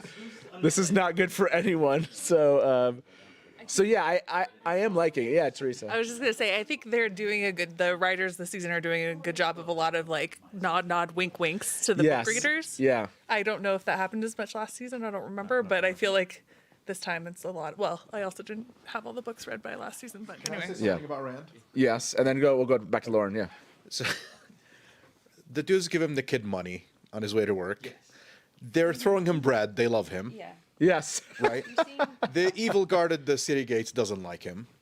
His treatment of Errol was amazing. So, I mean, and he's got a plan. Yeah. This is a little similar when he goes in the woods, right? Yeah. And just disappears with the Shienarans and doesn't know what he's doing. Something the same, but he's in a different setting and he's got a plan and he's going about it. And I like that. And again, I can see what he did to Jan, but Jan was not nice. Jan had it coming. I just think it's a little early for that Rand. Is my point. No, I think they are definitely mixing. Sorry, yeah, go ahead, Lauren. Lauren's gonna give us a theory, everybody. Lauren, yeah, go for it. Sorry, I have a lot of thoughts, but first of all, Leandrin's emotional beats made me cry. She is incredible, and Kate Fleetwood brings so much to that. So that's my favorite part of the episode. But going back to Kate, yes. By the way, I also loved that Min is kind of like the fourth wall breaker. She says things like, "Wow, they really run with the color here, don't they?" Or she's like, "Those cheekbones." So good. I love it. Yeah. But anyway, what related to Lanfear Rand beating up the guy at the very start, the cold open. Yeah. Rand has a vision of beating that guy up. Okay, gotcha. Or a dream. He's having a dream. Yeah. Where something's going on. He's being messed with by Ishamael. He's hearing voices literally saying, kill them all. He's hearing whispers. The taint is doing something. Selene is in the frickin' room with him. I don't know if we're talking like compulsion, but we're definitely talking some form of manipulation. Book 3, Rand, is heavily manipulated by the Netweaver to be led to do certain things, almost like against his will. Book 3, Rand kills innocent people who camp with him. So I mean, innocent. Here's the thing. Well, some of them might not be innocent. Yeah. My point is, this is not all Rand's doing. Also, I noticed this time that when he goes to beat the dude up, he's trying to rough him up. Then he suddenly accidentally like seizes the power and like really hurts the dude, and he freaks out and runs away. True. Yeah. So I think there's a lot more going on here. I don't think that Rand's intent was to like put that guy within, the edge of death. Bunch of Rand apologists. Okay, yeah, go ahead. Yeah, listen. I have a very important one-word comment, which is hot Sema. What? Okay, so yeah, was so good. Just that fighting is more than all of season. So you didn't want them to bring out their crossbows? Okay, I don't want to bring us back to a sore subject here, but there was another moment we could have seen Shinaran's battle. I'm just saying, but whatever, it's past. I can't believe Alyssa had one word and didn't say Elaine, because I think Elaine for me was the but I think Elaine was the reason why this episode went from maybe like a 7.5 to probably nearer to an 8 for me. Okay, I don't know what it is. So Elaine has never been like a character I've liked. Leandrin's definitely not a character I've ever enjoyed.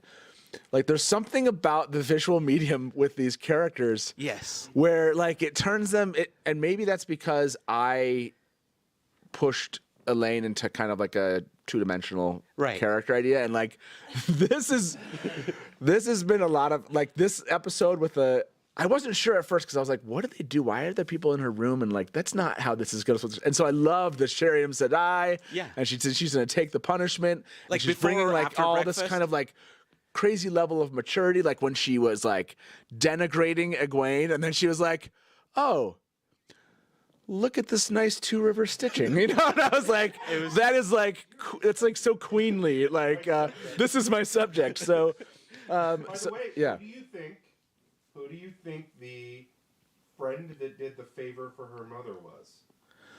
Ooh, friend. Who was the friend who did the favor for her mother? To let her all the. Yeah, to let all the people in. Does anyone? Let's see if anyone in chat. Well, it'll take a little second. The obvious one is Elida. The receptionist? Ooh. Elida. That's an interesting. So I want to ask everyone this question, which is, who was the standout new character? Elaine. Like I didn't say I was going to ask you. I'm asking chat. I mean, no, really. Okay, hold on. Who are the standout new characters? So we have Selene. We have Elaine. Is there anyone else that we would call like a new main? I mean, the Shinarans, but we've seen them already. Yeah, no. Is there anyone like? Matt just wants us to say Selene. Selene and Elaine, but is there anybody else? That's what I'm asking. Donald Finn as Matt, kind of, but. Yeah, I think that whole Min.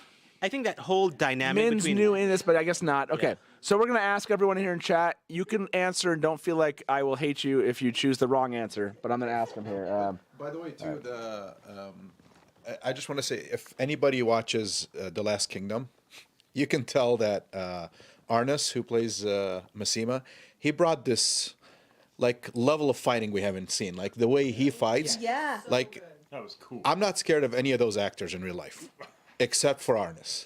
I think he would whoop me, and that's the only like. If you see his fighting, it's so fast, it's so amazing. So good. Yeah. Yeah, really, really good. So I have a question. Yeah. At the end, when Lady Suroth comes and Shamael and everything, Shamael looks towards either Perrin or Loy. It feels like Loyal. Is he looking at Perrin? Why is he like? Why does Shamael?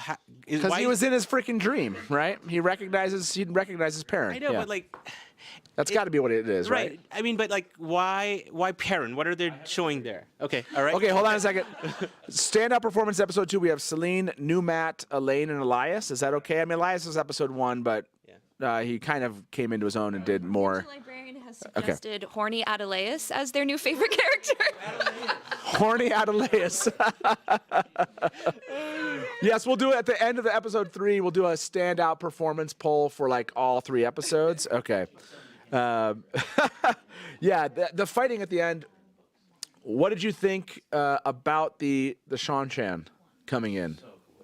Oh, the way they used that shot of Perrin waking up with the helmet, was so good. And then I don't know why my brain goes here, but I was like Walking Dead. I don't know if it's the baseball bats. I don't know what it is, but like there's something about the mask. I don't know think what the way they used the dragging. Yeah, through sure. a That was a good- battlefield, yeah, I I like think was that. a great choice. Okay, Steve. I haven't even said anything. Yeah, we haven't talked about like loyal growling yet. So- Steve, yeah, for you, what was the overall reaction? Yeah, so one tiny thing and then one other thing. Yeah. I never realized that Uno's name is Uno and he has one eye. And I was like, when I put that together, I was like, oh man, that feels like a slow pitch to me. I don't know. Anyway, it couldn't have been dosed.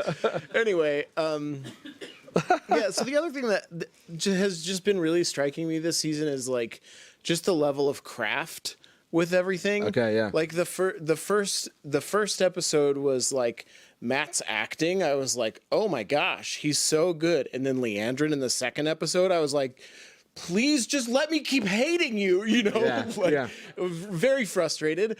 But also like the lighting where Rand is like watching Jan, like it's red on his face and you're just like, oh, he's gonna do bad stuff, right?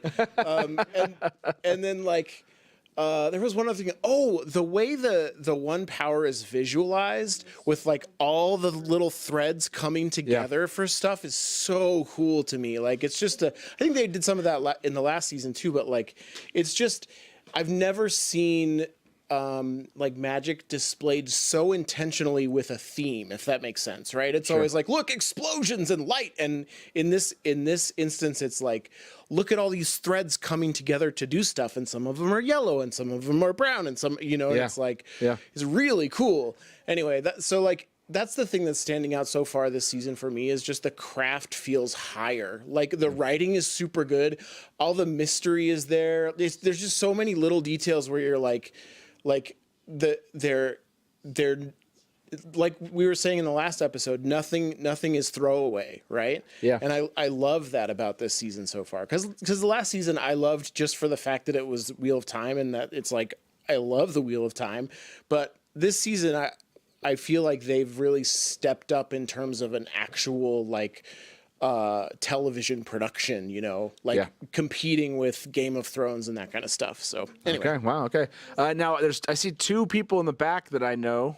Well, I mean, I see 3, but I'm gonna only focus on 2 because I don't know that the third really wants to focus. So Taylor and Tayan, you can't be seen on camera right now. Taylor, so do you want to come up and talk? Tayan and Taylor, you want to come up here and take a seat and give some reactions here? I know you're called out. Okay, everybody. I'm seeing lots of love for the Matt and Min team up here. In chat, I'm just seeing a lot of people throw that in. Move over just to, you can go, oh, just, no, Nablus, take my seat. No, I was going to say, then you can give them the 2, yeah. Okay, Taylor. Tayan, welcome. Let me go first. So, Yes. episode 2, we talked about the Taylor rating system at the beginning of this. Yes. So, can you, according to the Taylor rating system, rate episode 2 for us, Taylor?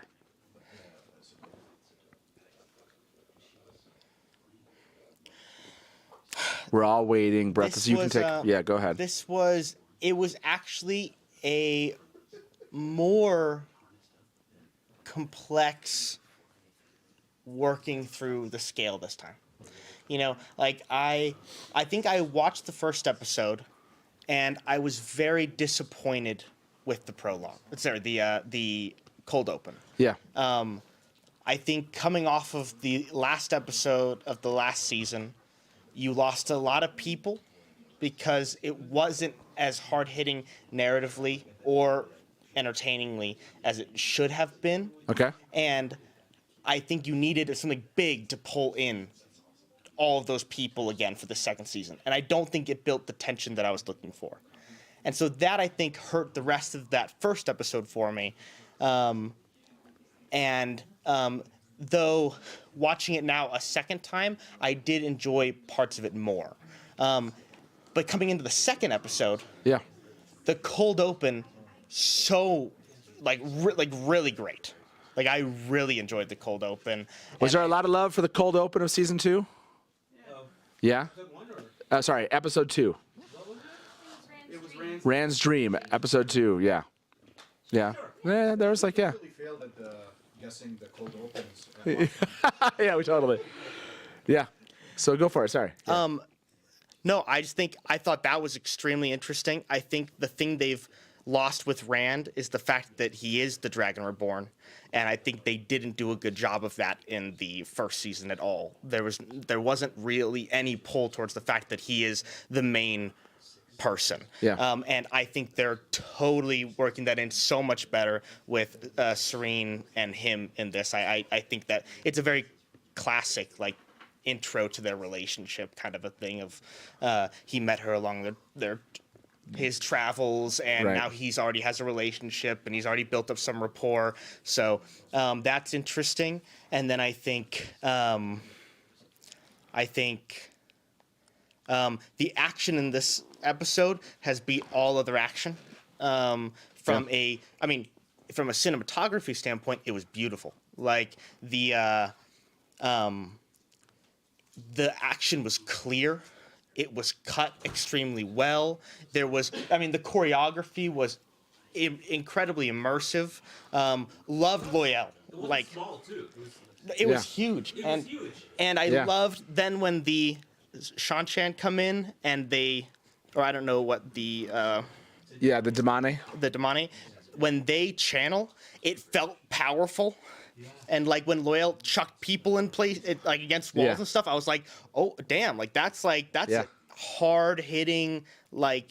He's actually chucking them into that wall, and their helmets were flying off. It was a very book thing too, because you're like, oh, such a humble, nice, slow, and now, but you see him fight. And it's like a big, angry. Yeah. This felt like a perfect. This episode gave me hope and excitement for the fact that we wanted an adaptation. Yes. No, but I love your explanation. But yeah. I was thinking initially, I was like, this might be a 7. Whoa. That's like a which is huge. But yeah, with how I feel about the first season and the first episode of this season, I am bringing it down to a 6 because I don't think contextually they've built up enough tension for what the overall arc of what this season's going to be. Yeah. But they're building some things that I think I would have liked them to build that they could have built in the first episode with the things in this episode. So thank you for going through that. What's really interesting about this to me is episode 2. We kept on saying maybe they're giving us 3 episodes because episode 3 is the thing that's gonna if it had ended with episode 2 right here, and we had to wait for a week, I would be looking forward to episode 3 in a week.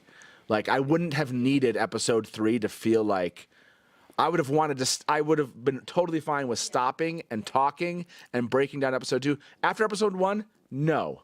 If that was it, which was for me like 2 months ago or whatever, I watched episode 1 and I was like, there's got to be more. But episode 2 had a kind of pace to it that I could have. So which really makes me wonder, what is the payoff for episode 3 then? Because now I'm like, okay. So yeah, this is Min's. Do you want to say anything? Tayan, do you want to add anything to kind of your reaction to these first 2 episodes? Yeah, I mean, I think this season I really enjoyed, just from a slower burn, more character-focused standpoint. Yeah. I've really appreciated. I feel like they've deviated from a bit of the ironclad grip they had on like a very classical structure in the first season, and some of that wandering I feel like is paying off a lot. I feel so much more connected to the characters, which I think I'm still disconnected from the plot a bit, but the characters are so much more vibrant. So that's been awesome. Yeah, I would agree with that idea that plot-wise, it's not like totally clear Yeah. where they're going with a lot of these characters. Like the kind of discussion of Leandrin with Nynaeve, you're like, okay, but what's the overarching kind of place we're going? It's kind of staying there. But the character work this season, I have to say, is head and shoulders above what we got last season, in my opinion. Like, I'm actually enjoying settling into a scene which shocks me to say this, with Egwene and Elaine talking. Like, I was like, I actually go like, you can keep talking. Like, I want you to keep interacting, you too, Same way with Rand and Selene. I know there's some bias here, but I'm waiting for like what's the next line? Where's this relationship going to go?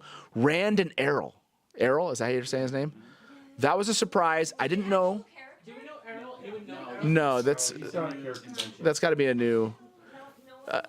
But Errol was a surprise for me, and I was like, oh, that's an interesting kind of. How long has Rand been there? How many times has he brought that sword in?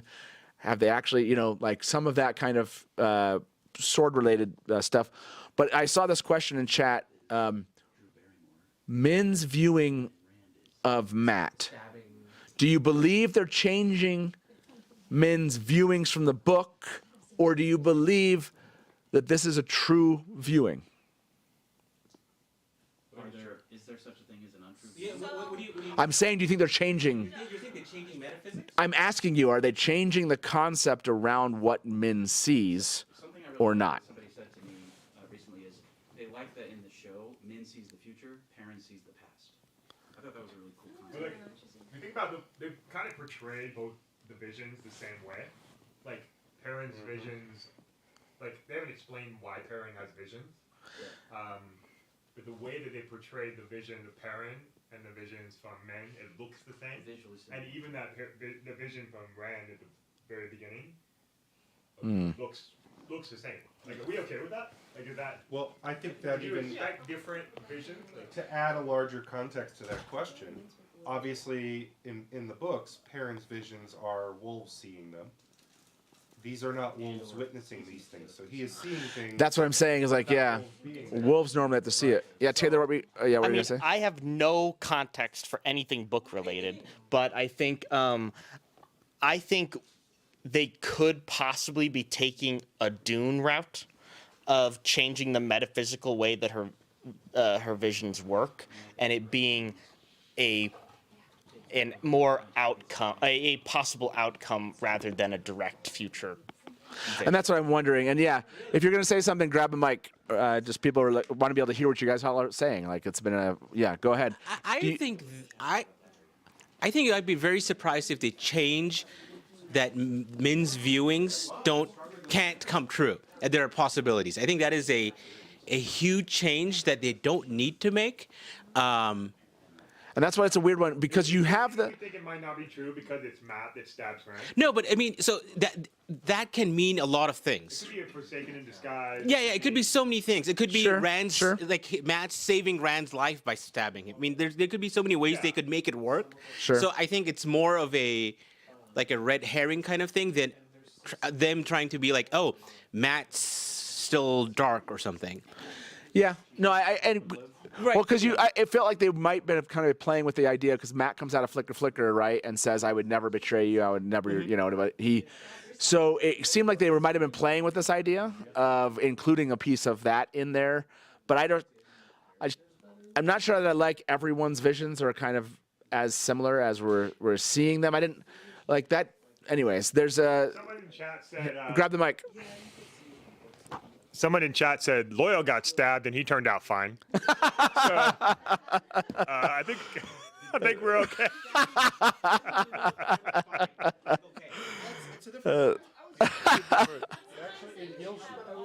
Okay, hold on a second. Hold on. We're going to end this poll. I left it up there for a long time. Sorry. 200 votes. Elaine. By the way, I just want to point out something in this poll. 8% picked Celine. That's messed up. I think we had enough of Celine in there. No, not yet. No, not yet. But I do. You'll see me at the beginning if you go back and kind of watch me react to the very beginning of the cold open. I desperately wanted them to kind of give us Rand from the Dragon Reborn. Right. I mean, Rand from Great Hunt, okay, but Rand from the Dragon Reborn is just like a mix of those characters, but leaning into Rand from Dragon Reborn. And I feel like they did. And I was so happy to see that, like, to mix dreams with him killing people and finally getting kind of like hearing like voices, kind of having that kind of a little bit like a Sidene rage, if you will, at moments. And then having Celine be the person he goes back to, like tying in some of the Great Hunt into it. So far, the Rand Celine side of this and Rand kind of Dragon Reborn side, I think they've done, like, that's what I wanted to see. So I was so excited to get that in the beginning of episode 2. So going back to what's important to you. Yeah, really. I mean, that's every episode. Yeah. Varen and Celine. What have they done with Varen and Celine for you? So Varen is too assertive in her engagement, and maybe that's just the way that they're giving us Varendine, and so there's like Varen is a more subtle character. And by the way, for people in chat, like let's keep book spoilers out of chat. Just let's stay in the show right now and keep to the books that they're doing with the book spoilers. But yeah, conceptually, to me, Varen is more. Yes, she in the Swan and Moraine moment, she came out of that and was like, "Hey, I noticed all these things." But she was not as assertive in directing their path, right? And that felt a little bit like off to me. Yeah. So again, I know everyone's gonna be blah blah blah blah. Varen just is still kind of for me not hitting. No, but I agree. But I think, like Varen says the right things. So the actual things she says are so cool and good. But it just doesn't land because she's like, oh, I'm gonna go to Tarvalon and figure this out. Like that's just not what Varen does in the first few books. It's a show don't tell thing, and I'm hearing too much from Varen, and I want to see more from Varen, if that makes sense. I don't know, like if that's the right way to phrase it. Stuff, Like, yeah. Is Varen hitting for you? Yes or no? What do you think about Varen? Yeah. Can I say something about Varen? Yes, go for it. So I read or watched a video or something about a really great theory previous to season 2, where in season 1, Moraine basically says, "My home is my saddle with you at my side to land." That's her home. The oath that she made to Swan was that she was exiled until Swan Sanche called her home. Sure. That's the wording, okay? So the theory is the moment Moraine turned away and left the tower, the oath was fulfilled. Because Swan called her home, which was to exile her. Does that make sense? When she left, she was called home. Anyway. It seems like a loony theory, but go on. Well, listen. In episode 2, just now, Varen said, "So you're going to the White Tower?" And Moraine, surprised, said, "But I'm exiled." Wink, wink. And Varen was like, "Yeah, when do we leave?" Yeah. She knew. But here was. Hold on, Mike, if you're. Moraine's plan was to offload land, though. That's why they. Nabla said Moraine's plan was to offload land, which is why they're going to the tower. But my point is, Varen knows that the oath that Moraine made is null and void. That's my opinion. That's my theory. How would she know? How? I don't know. How does she know that one of the boys is the dragon? How does she know what she knows? That's the mystery How do of any of Varen. the Aes Sedai know what they know? By the you're gonna wait, sir. Well, no, it has nothing to do with the show. Oh. I'm just guessing that I know why Varen knows. Oh, you have a theory as to why this show Varen knows? I want to be very careful about how I express that theory. Yes, I think it's you a should very be. spoiler-esque you should theory. be- So oh. we'll just say I think Varen You think knows. you know? Okay, I got you. Okay, so yes, Caitlin, did you want to say something? I'm just thinking because Varen didn't outright say, "Oh, you're talking about Rand, right?" So I You said, feel like oh, interesting. The dragon. Gotcha. She, she only says the dragon. Which is so. Anyways, there's like a weird like dragon reborn, and then when they called like Luce Theron Dragon Reborn, like I wish they would just like stick to like a like. Can we just leave like the dragon in like the second age and the dragon reborn in the third age and stop? And obviously you can say the dragon, but that's fine. Is Varen hitting for you? 112 of you voted on this. 68% said yes, I will. Are we a half an hour? Have we been chatting for a half an hour here? It seems like about. Okay. So Celine. Okay. So for me, yes, Celine is so far. They're doing a good job with Celine. So, okay, everybody, are you ready for episode? Yes, Kate, go ahead. Last comment before we jump to episode 3. I gotta say, like some people were talking about how like Leandrin getting emotional, like it's really sad. I have no sympathy for this woman. I don't care what happens to this woman. I don't care anything that happens in the future with this series. I will never feel sympathy for her. So I got it. Also that. I got it. I totally get that. I'm like that with one of Brandon's characters in his books. A lot of people feel like some empathy for this dude. I don't. But we don't have to talk about that. It's a different time. This is a different time, and we don't have to talk about that right now. But we can talk about it later. We need to know. Come His on. name might begin with a D. Okay, let's move on. What? Stop! Don't! No! We're not talking about. That was. Hey! Whoa! That's it. We're not talking about that.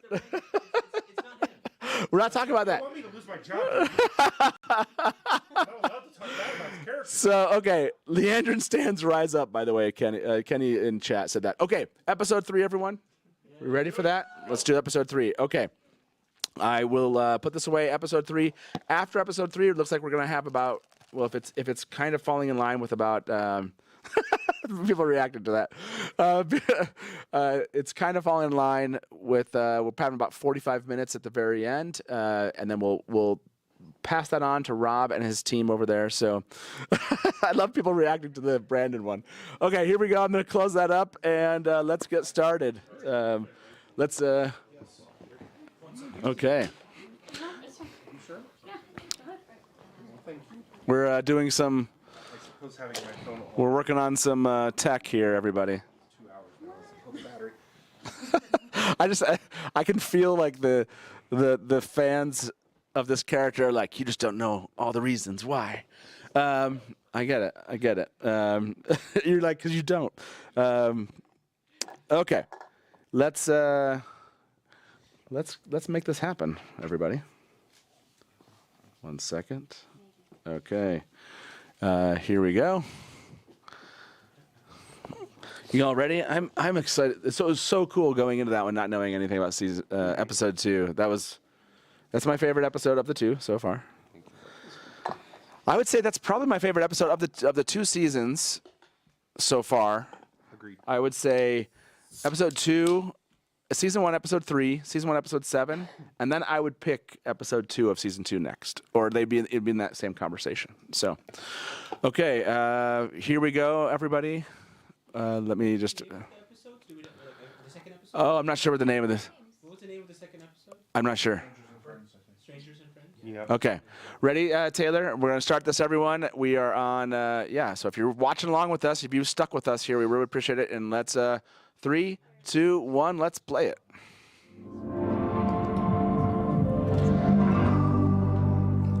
And we are watching the recap.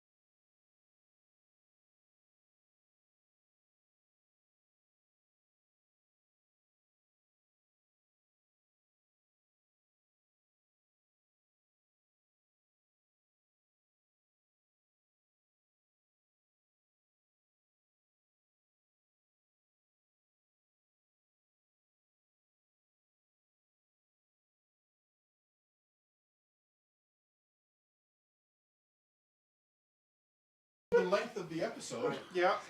Okay, so can you hear us out there? Can you hear us? We are back. The end of episode 3. Where's the other mic? Do you guys have the mic out there? Oh, Kate's got the mic over there. That episode sucked. Can you hear us? Can you hear us out there? Wow. We made it. We made it. Did you also, Honest, did you put the, oh yeah, you did. Okay, cool. Okay, let's get the question out here first. You know, what is your rating for episode 3? 1 second, everybody. Who's looking forward to the next one? Are you kidding?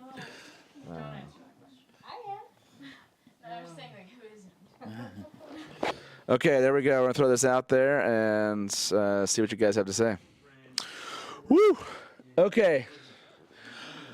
Who wants to, who has their hot take for episode 3 here? Okay, get the mic out to Steve over here. Steve! Steve! So this... Okay, hot take here. Don't make me try. No, so I was thinking about at at Dragonsteel convention, you did a panel or whatever, and there was one person in the room that I remember specifically had never read the books and loved the show. Yeah. I'm so jealous of that person right now. Like, just what they're experiencing to go from season 1, which was good, to like this. I'm like, it's all so new. Like, you get to experience this thing, and it's so new. Like, I'm so jealous. Yeah, I mean, especially to not know in that moment as a non-book reader that was even possible, right? Yeah. As a book reader, even like seeing kind of how they changed it. I mean, it was changed, but not completely in that way. But to like, as a book reader, you knew it was possible to come back from that, and so yeah, that was well done. Nynaeve has been part of the cold opens. Just like some amazing cold opens. Like, I feel like season 3, they're gonna have to have a Nynaeve cold open that somehow. That was it? Was it? That was a mini episode. I know. Hold on, Mike. That was a sitcom episode. Yeah. When the cold open ended, I turned to her and I said, "If that was the whole episode, I'd be okay." Like, it was so good. Like the. What did you? So theories on what they were kind of messing with that when she came because I know she didn't come out of the arches. In her mind, she came out of the arches, but they showed her in red. With a Aja ring. Yeah. Do you think they were just messing? Was that just like purely messing with us with kind of a flicker kind of world, or is there any chance that this would like be a change? Yeah. Appeared in all the 3 things. So, her fear. In my opinion, her fear leading up to that moment was that Leandrin was going to turn her into a red. And so her fake fear in the fake arches situation was that she would become a red Aja, Leandrin protege. So you think that she's coming out of this with the kind of like Leandrin's dead to her at this point? In other words, do you think she's going to reject Leandrin? And that's... Absolutely. Okay, so you think this is the rift that they're trying to, like, now kind of push off Leandrin from this. Okay, I like that. I don't appreciate anybody saying that Nynaeve has a fear. Say that again? Say that again? I said, I don't appreciate anybody saying that Nynaeve has a fear. Okay, let's see. 232 of you have voted on this. What is your rating for episode 3? I have noticed that each time it's gone up. So episode 1, our 8 to 10 rating was like, I think in the mid 60s. Yeah. Our 8 to 10 rating for episode 2 was at like 70. I think it was like 70, 72. Yeah. This one right now is at 75 so far. Yeah. So that's, now it sounds like there's still a group, there's like a 6% out there that are kind of that like 1 to 6 range. consistently so far, but it does seem like people have believed that this episode has actually improved over time. I'm gonna end this poll about 250. We have about 400 viewer here. So do you want to turn the timer off on us? Do you want to turn the timer off too? So I'm gonna end this poll because I saw a question that I want to ask down here.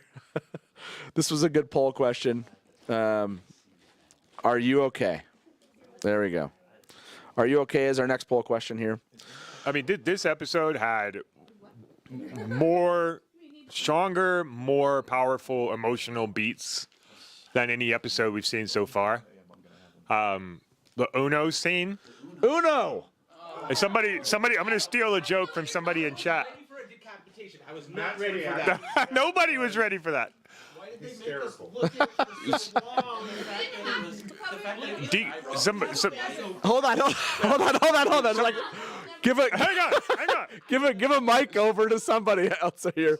Grace, can I get Grace's response to Uno's death? Okay, go ahead. Somebody in chat said, who knew that Uno would be the first to find the horn? Oh, DK Moon said that. Timed out for 90 seconds. Oh my gosh. Uno's. So what's interesting is everyone was like, we talked about this question a lot. Is Uno gonna die? Is Uno gonna die? And I was like, yeah, because they're trying to hurt us. But still, even in the moment, thinking he's probably gone here, like to see it happen when he wouldn't swear the oath. Which, by the way, to have that be Guy Roberts' wife, I think that was like that was like a fourth wall breaking kind of oddity that my brain was trying to like stay in the moment.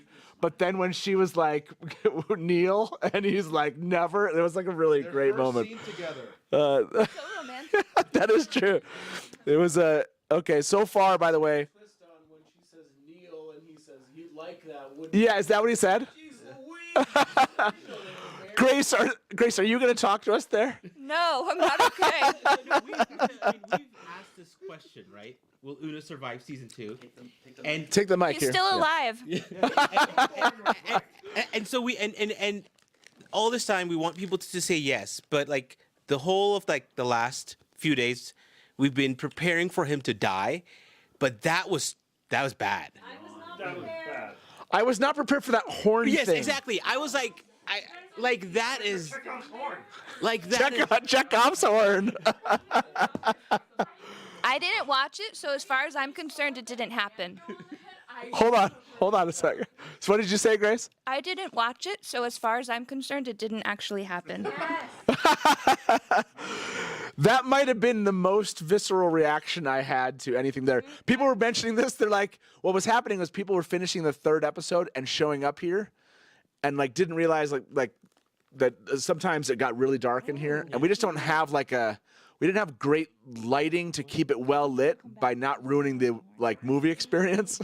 So, but at least with Uno's death was in the light of day. So you got everyone's reaction for Uno's death. That was definitely the most shocking moment in that episode for me was Uno's death.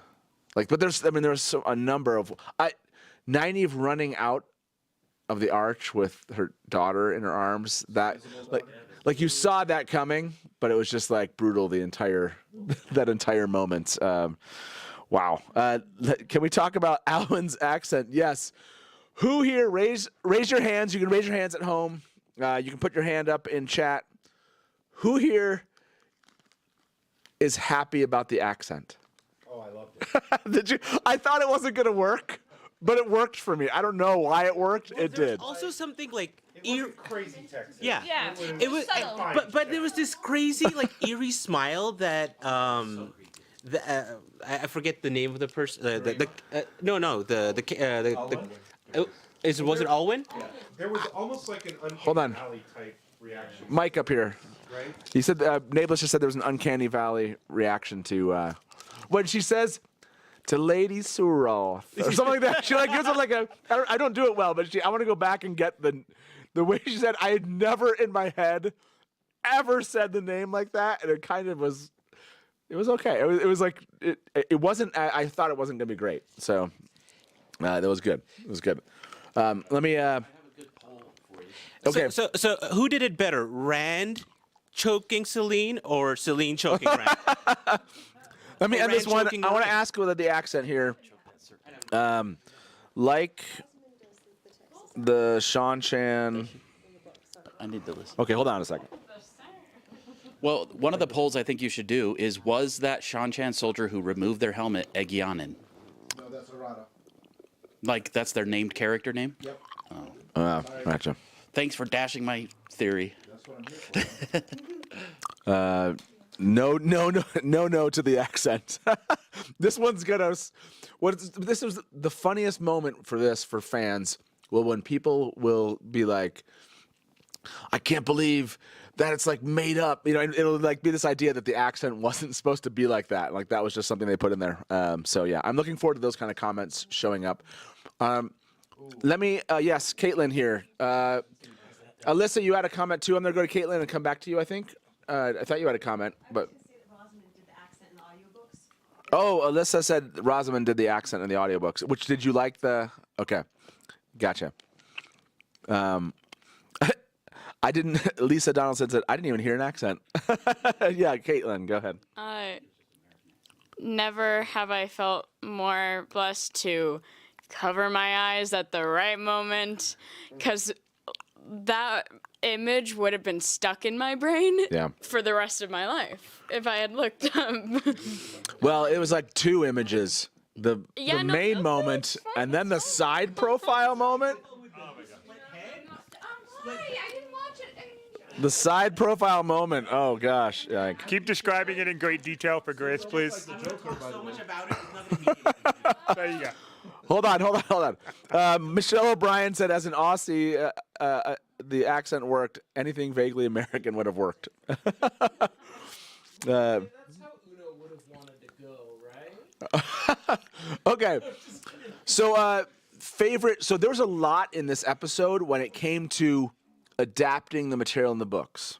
So I want to go around and find out your favorite kind of adapted moment from the book into this one. Adapted moment. Yeah. You mean like the thing that was in the books, it was also in the show? Yes, but obviously adapted for the show. Like, It's not the accepted sequence. I mean, the accepted sequence is like That's kind of the. I mean, that is like the main one, but there were a lot more here. Redcoat Rand and actually like getting the letter and the letter in the fire, like that one made me like I think I cheered or something, and that one I really liked a lot. The Celine moment. Again, I always feel weird about this because I'm like giving people a hard time. No spoilers past like book 3 in chat for right now, but that Celine moment where she's like, "I will kill you if you ever leave me. Like, if you ever leave me again, I will kill you," or something like that. I was like, "That's a great line. That's a great freaking line to put in there." Fireworks. Brian? That's easily the best adaptation of the whole thing. Fireworks. Oh, Luja confirmed. No. I thought the was that like Barthane's Manor, like the Game of Houses? Or No, I doubt. Are we gonna see him separately? I think that was the later? build up to it, right? Yeah. Like, Okay. Well, we got like some of the Game of Houses, like just that, political posturing and like maneuvering. We saw that it was a very quick intro, but it was very, very, very effective. So I thought that was a really great adaptation moment. What do we think about Loghain's madness? Go ahead. I mean, I don't really have a thought. I'm just curious what everyone thinks about Loghain's madness. He didn't even drink the wine. Yeah, he didn't even drink. Loghain's madness. Do you like kind of the play on this so far? Well, but two.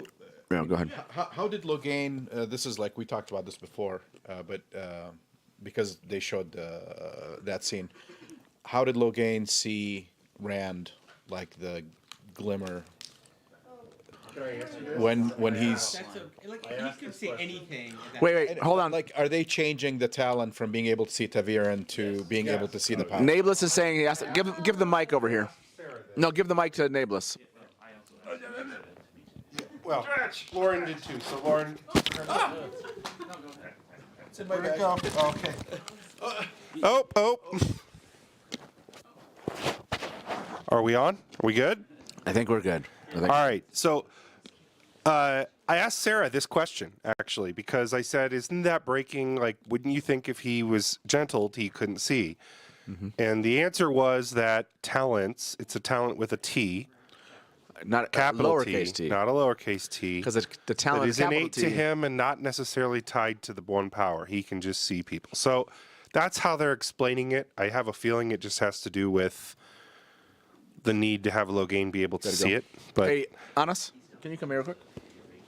I'll be right back, everyone. I just got to say goodbye to a friend, but my fellow innkeeper is going to keep things going here. So there you go. All right, cool. Bye, Steve. Say bye to Steve, everyone. bye, Steve. So what I was going to say is, it also gives you a chance to see Rand like a raging sun. Right. I mean, I think overall, do you think the arc of showing Logain, like Rand getting to Logain and really not getting anything from him, does that work for what they're trying to show? Was it work? I mean, I thought it worked fairly well. I mean, one of the things that we saw, like to your question, like about his madness, he's clearly mad. Like he thinks he's Luster and Telemon. He thinks he's the dragon still. We saw in season 1, he's the little ghost people. So he's clearly mad.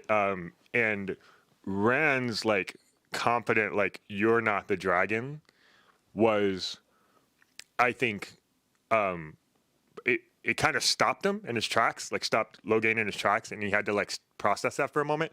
But then also, I think it speaks to Rand's state of mind, right? Which is that he has accepted, like, not just like at the end of season 1, he was very like, oh my gosh, what am I gonna do? And like we were talking about episode 2, like he's got a plan, he knows what he's doing, and he's like, no, you can't be the dragon because I'm the dragon, right. And it also, but it also, I think, indicates that if one way to think about it is if Logain thinks that he's the dragon, and Rand thinks that he's the dragon, and Logain is mad, then could Rand also be mad?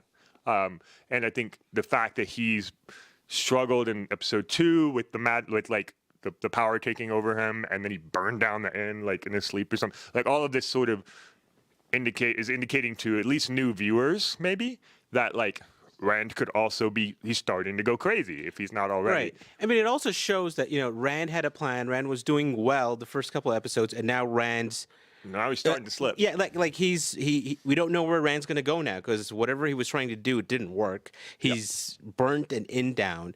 And so it kind of plays into what happens with Rand and Selene next. And yeah, I think it'll be interesting to see where they go. I think the one question that, and see what your thoughts on this for, how is that the whole arc of Liandrin and how Min is playing into it too, how is that playing out? What do you think, is happening?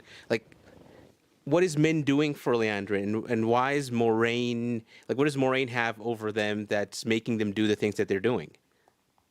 I don't know. I don't know what that's about. I'm anxious to see what that's about. I have a comment about the Rand situation. Okay. If that's okay, real quick. So, I've heard it said, and I think I agree, that of the 3 episodes, the weakest plotline so far for me is the Rand Selene stuff. I just feel like it's a little slower. It's building slowly, but I'm anticipating a good payoff. But something that I noticed today is what I like is Rand has been really trying to hold off using the power. Right. And Logain even says, oh, you've been holding it off for a while now, but you feel that itch. And then he says the secret is you can't hold it off. Right, and he visually shows it with the wine, like it's just pouring out. Right, but what I love is while Rand has this whole time been trying to like repress it, Selene has been trying to coax it out. Yeah. And I think that's the detail about their little storyline that I do really like. Yeah. And so she's finally gotten him to a point where he's just going to let it loose. Right. And I think we're going to kind of see the results of that. Hopefully next episode. I have not seen the next episode, so I am now caught up with everyone. I'm so excited to see what comes next. Yeah. I haven't thought of the Min thing. Okay. Or the Leandrin thing. Yeah. So I was originally in the same boat trying to think, like, what are Min and Leandrin working out together? Actually, now having seen that for like the 7th time, I have a different take now. Okay. I think Leandrin is manipulating Min. Yeah, I know, right? But like, I think that Leandrin is. We're book spoilers through Great Hunt, right? Yeah. Let's end of. Okay, Great Hunt. Yeah.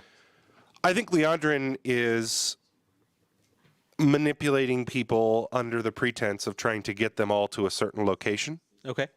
And I have a feeling that we all know the location that Min and Matt will be heading towards. Okay. Right? Right, yeah. Because they said that at the end there, right? It was like a, you know where and how to get there or something like that, right? Right. Like I feel like Leandrin is under direction. Okay. So yeah, no, so I think that's the next question. To me, there's some element of a journey Leander is getting to on in terms of becoming black, or do you think she's already Black Aja? Oh no, she already is. Okay. I think there's some nuance to her character though. So no, but do you think she like? Is there? Have you caught her in a lie? Like, what makes you think that? Well, yes, she, not one minute. I'll give you the exact lie that she's been caught in. Okay. What the letters? All these letters and not one mention of you, Matt. Right after we heard the letter with a Matt mention. Okay. Yeah. Good. Okay. Yeah. Not one mention of Matt Coffin. Matt is mentioned. Yeah. Yeah. No. I mean, I'm just trying to think. They could try to be playing at a journey to Black Aja thing, but you're right. It just could be she's manipulating and getting everyone because of the angle of showing that she would do anything to save her son. But see, I think I think that what they're doing though is giving someone who is a villain some nuance, Right. so that you still can empathize with the villain, right? Like villains still have children that they Right. care about. So we're talking about, do we think Leandrin is black already, or are we seeing a journey of her becoming black? Oh, actually, one quick comment about that book spoilers. Great Hunt. Do you remember the Dark Friend Social has like this thing where we see 3 characters like miniatures of Rand, Perrin, and what's the other one, Matt? So here we see, to Nablis's point, Leandrin is shepherding Matt along a certain path. Ishamael is doing the same with Perrin. Celine is doing something with Rand. Yeah. And we didn't see the entire Dark Friend Social. So yeah, it could have been easily like, oh, this is Leandrin, Black Aja. She's gonna go get some instruction.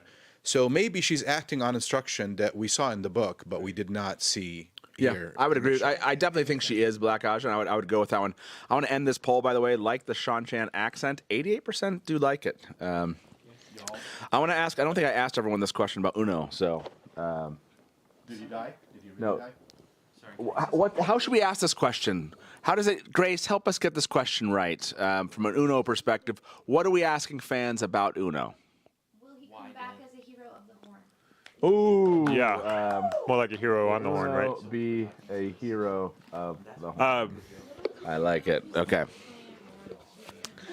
Okay, yeah. Brian, what were you going to say? Were you saying something? Yeah. Oh, I was going to say, to the Leandrin plotline, she might be shepherding Matt to the destination, but she seemed to really care about Nynaeve. Right. And I'm very interested in, and did not care about Egwene. And I'm very interested in that. And I'd like to know more about where they're going with that, because I want to know. I have no idea. I have no idea what the end game is. Okay. Yeah. Alyssa, go ahead. Just to go back to I was so impacted by that discovery that she had the son. I have kids. One's 18. I would do just about anything. Maybe turn to the dark for them. I think she's trying to I think she thinks Nynaeve will be able to heal him. That's why she's trying to push her along. Brought her to the healing, to the Yellow Sister, and watch the healing. That's what I think. Oh, trying to use her yeah. Another subtle thing. I mean, these 3 episodes have a sort of undertone of brainwashing and indoctrination and grooming that, even from the very start of the season with that little girl. And then, so Leandrin is grooming Nynaeve for something, right? I know that's kind of a creepy word, but my point is she's trying to prepare her for something. One of the things I noticed, I think it's episode 1, right? When Leandrin approaches her and they have that little 1 power battle. Leandrin said, the Aes Sedai would have you think there's only one way to use the one power, but I know, or I'm paraphrasing, but she says something like, I know from experience they're wrong, or there are other yeah. ways. And she's trying to coax out the angry side. It's a little bit Star Wars, like, you know, dark, like give into the dark side, give into your anger and your hate. But I like this idea that Leandrin knew how to push Nynaeve's buttons because that's how Leandrin learned. She probably had a lot of anger built up for some reason we don't fully understand yet. Because her son, but in season 1, she also hints that men were cruel to her when she was younger. So there's something going on there where there's kind of like a dark side that they're pushing, which I quite like. Yeah. One of the theories that I saw somebody say in chat like several hours ago was that Leandrin was potentially assaulted by a man when she was younger. The son might be a product of that. That might be one of the reasons she hates men and what turned red in the first place, but also why she loves her son and wants to do everything. Like, it explains all of the stuff you just brought up. It's interesting. Is there a change from the books to the TV show you did not like minus uno? Minus uno, you can't. Yeah, do you that. can't take uno. You can't, say, you can't use uno. Is there? I have felt very strongly about Okay, this. hold on a second. Yeah, go for it. The fact that they did not include be steadfast as part of that thing was bothering me throughout. I don't know if other people felt it. They left it out. Editing. That sounds like. I have no idea. Wait a second. I'm serious. No, I don't know. They never said be steadfast? What? Yes. No, you just hear it in your head. They didn't Are say you be serious? steadfast. They did not say In my brain, I totally I heard swear, that. I was like maybe the third time. Maybe they're just saving it for us. No way. They didn't say it. Say what was, what is, and what might be, maybe. That one I noticed, and that was annoying. I didn't understand why they didn't include that. They showed it. Yeah, and that's fine. But Yeah. the fact that she kept on saying that, and I was like, maybe they're just building up, and she'll say it the last time because for like, and then she didn't, and I was like, Okay. I was like, accepted test, sure, whatever. I almost went that far. Okay, They let me hold on. Let me end this. You only need one phrase to like repeat itself. You don't need two. Let me end this poll real quick. Will Uno be a hero of the Horn? 54% think yes. I want to ask, did you think you heard steadfast? Hold on a second. But yeah, go ahead. You can start. Yeah, go ahead. Did you think you heard be steadfast? I think they should have done it the third time. I swear my brain totally just filled that in. They totally. Yeah. Even when Nynaeve says it in the Arches, she doesn't say it. Really? Oh man, Nobody said that's it. hilarious. Okay, is there another going around the room Twitter for? Chaos said it 100 times in the last week, so I think that's good enough. Maybe they're waiting until like Wayne's part to say be steadfast because of what you went through. That's true. Jonathan Whitmore said be steadfast would have been clunky dialogue. I mean, there's a little bit of clunkiness about that entire dialogue itself. As in, you can. I don't know that would have necessarily changed it dramatically. I want to know what the writers thought about that. Maybe that's what it is, and maybe they had takes and it just didn't work. Yeah, sure. Okay. One of the things I didn't like. Hold on a second. Hold on a second. Go ahead, Brian. So a minute ago, you asked like, what were some changes that maybe we didn't like so much?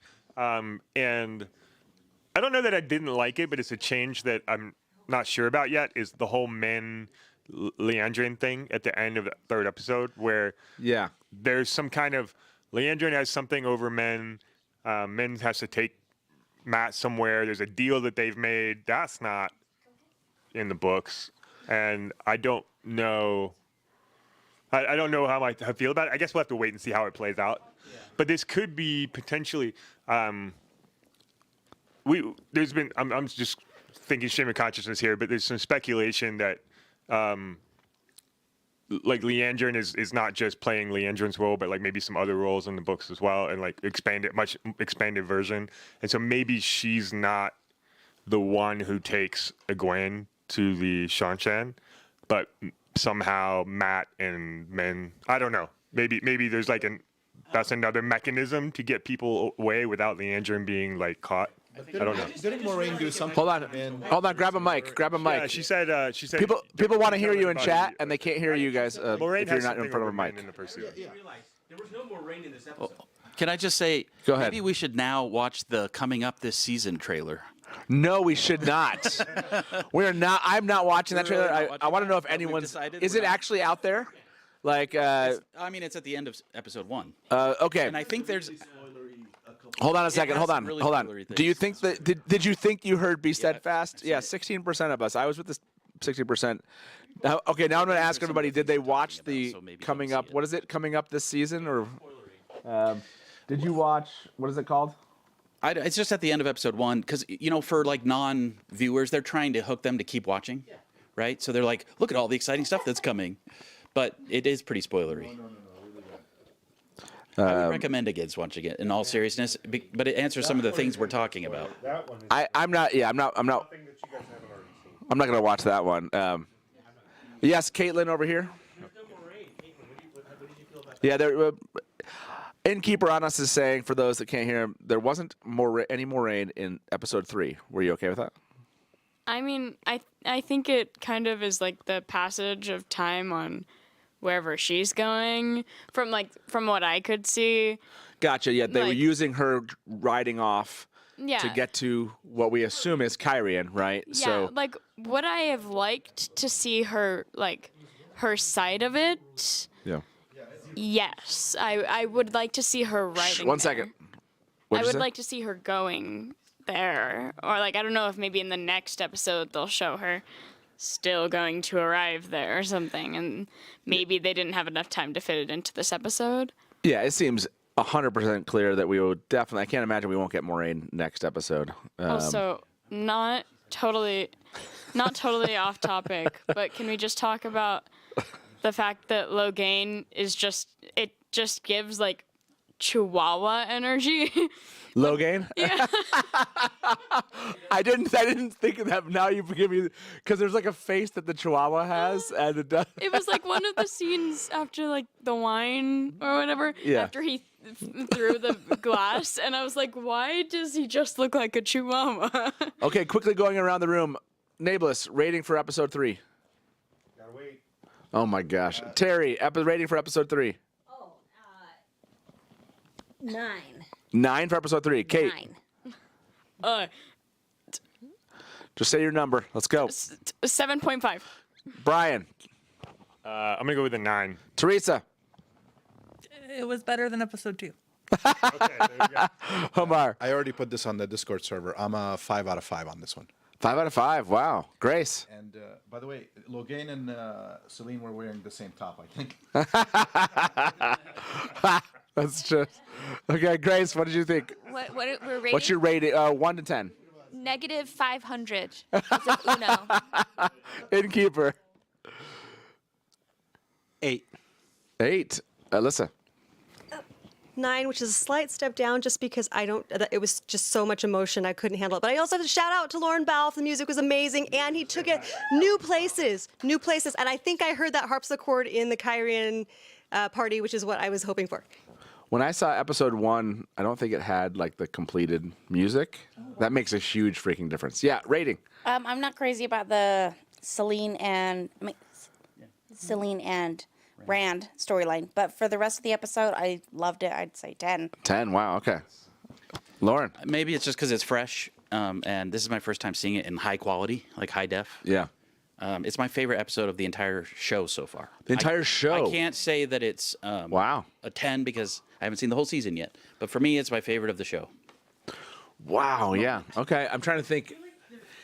What episode's better? I didn't like and to be honest, one thing that didn't land for me Was the Perrin Ishamael scene and the wolves? It just didn't work for me for some reason. Like, I don't understand why Ishamael would just sit there and be like, become the monster. Like, it just like it's not.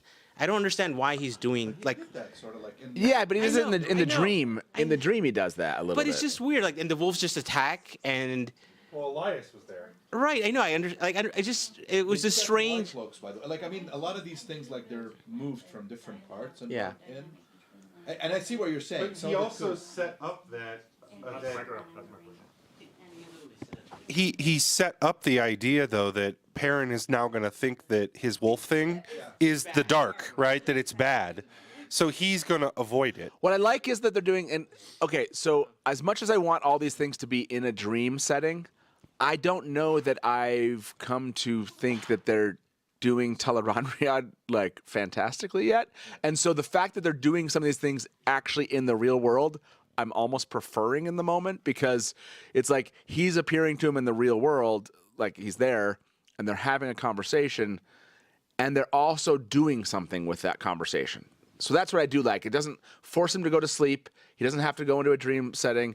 We don't have to have a Shamael pull him in and do a little kind of like nonsensical fireplace scene that has like a little statue of a wolf, and it's kind of like, in other words, I like that they took it into the real world, and then they took the scene like you brought up with the white cloaks, made it the Shan-Chan, and then the wolves and Elias come in, and you merge kind of some things happening at the same time. It goes back to the point where it's like they're not wasting moments as much as maybe I thought they did in season 1, where they're making good use of each of those moments to do multiple things. So I think that I do like. It's just something about Shamel standing up and leaving the carriage, like, felt out. Yes, I would have. What like, this is the Forsaken everyone's worried about, and he has to just, like, it just felt weird. Yeah, no, I would have almost liked to have seen him like disappear, travel in some. Yeah, I would agree with you with that. Yeah, but also this is the Uncle Ishamael that took the little girl out to show her that the Trolloc is not. You know, that's the kind of creepy, like really psychotic guy who's like, another turning. I got to go through this, ish again. So yeah. Absolutely. No, I hear that. Yeah. Another Lauren. thing that I really like, Omar kind of touched on this already. They are intentionally shepherding everyone to Falm, and I like that. That one of the things that kind of bothered me is they've been tracking Fane for 5 months, but he's in the cold open at the Dark Friend social. Yeah. And it was like, what? But then I realized they said we've lost his trail. We don't know where he is. Suddenly they found it again. They imply that it was Elias. I don't think it was. I think that Ishamael is trying to put Pat and Fane into their. They're trying to lead them to the Shan-Chan. It was very intentional. And when Ishi shows up with them and they kill Uno, and I'm sorry, it did happen. But after that, he looks right at Perrin. Then when he visits him in that little wagon, he says something like, "You don't want to actually go there to Falma and be a Shan-Chan slave." And he kind of like intentionally lets him free, and he knew the wolves were coming, is how I interpret that scene. Like he knew it was happening, and he kind of let it happen, because yes, he's still going to continue to shepherd him there. But I think the same is true of Matt and Min. I think when Leandrin said, "You know the way," I think she was saying to Falm. That's my theory. Gotcha. Okay. Yeah. Can we talk about, like, was that Hopper? Yes. It's got to be Hopper, right? By the way, I'm going to end this poll. 230 of you voted on this. Did you watch the season trailer after episode 1? 66% of you did. That's man, I can't do the spoilers like all the way through like that. I don't know. I saw this question come up. Rant on More said, did Celine see Rand's weaves? That looked like a dream to me.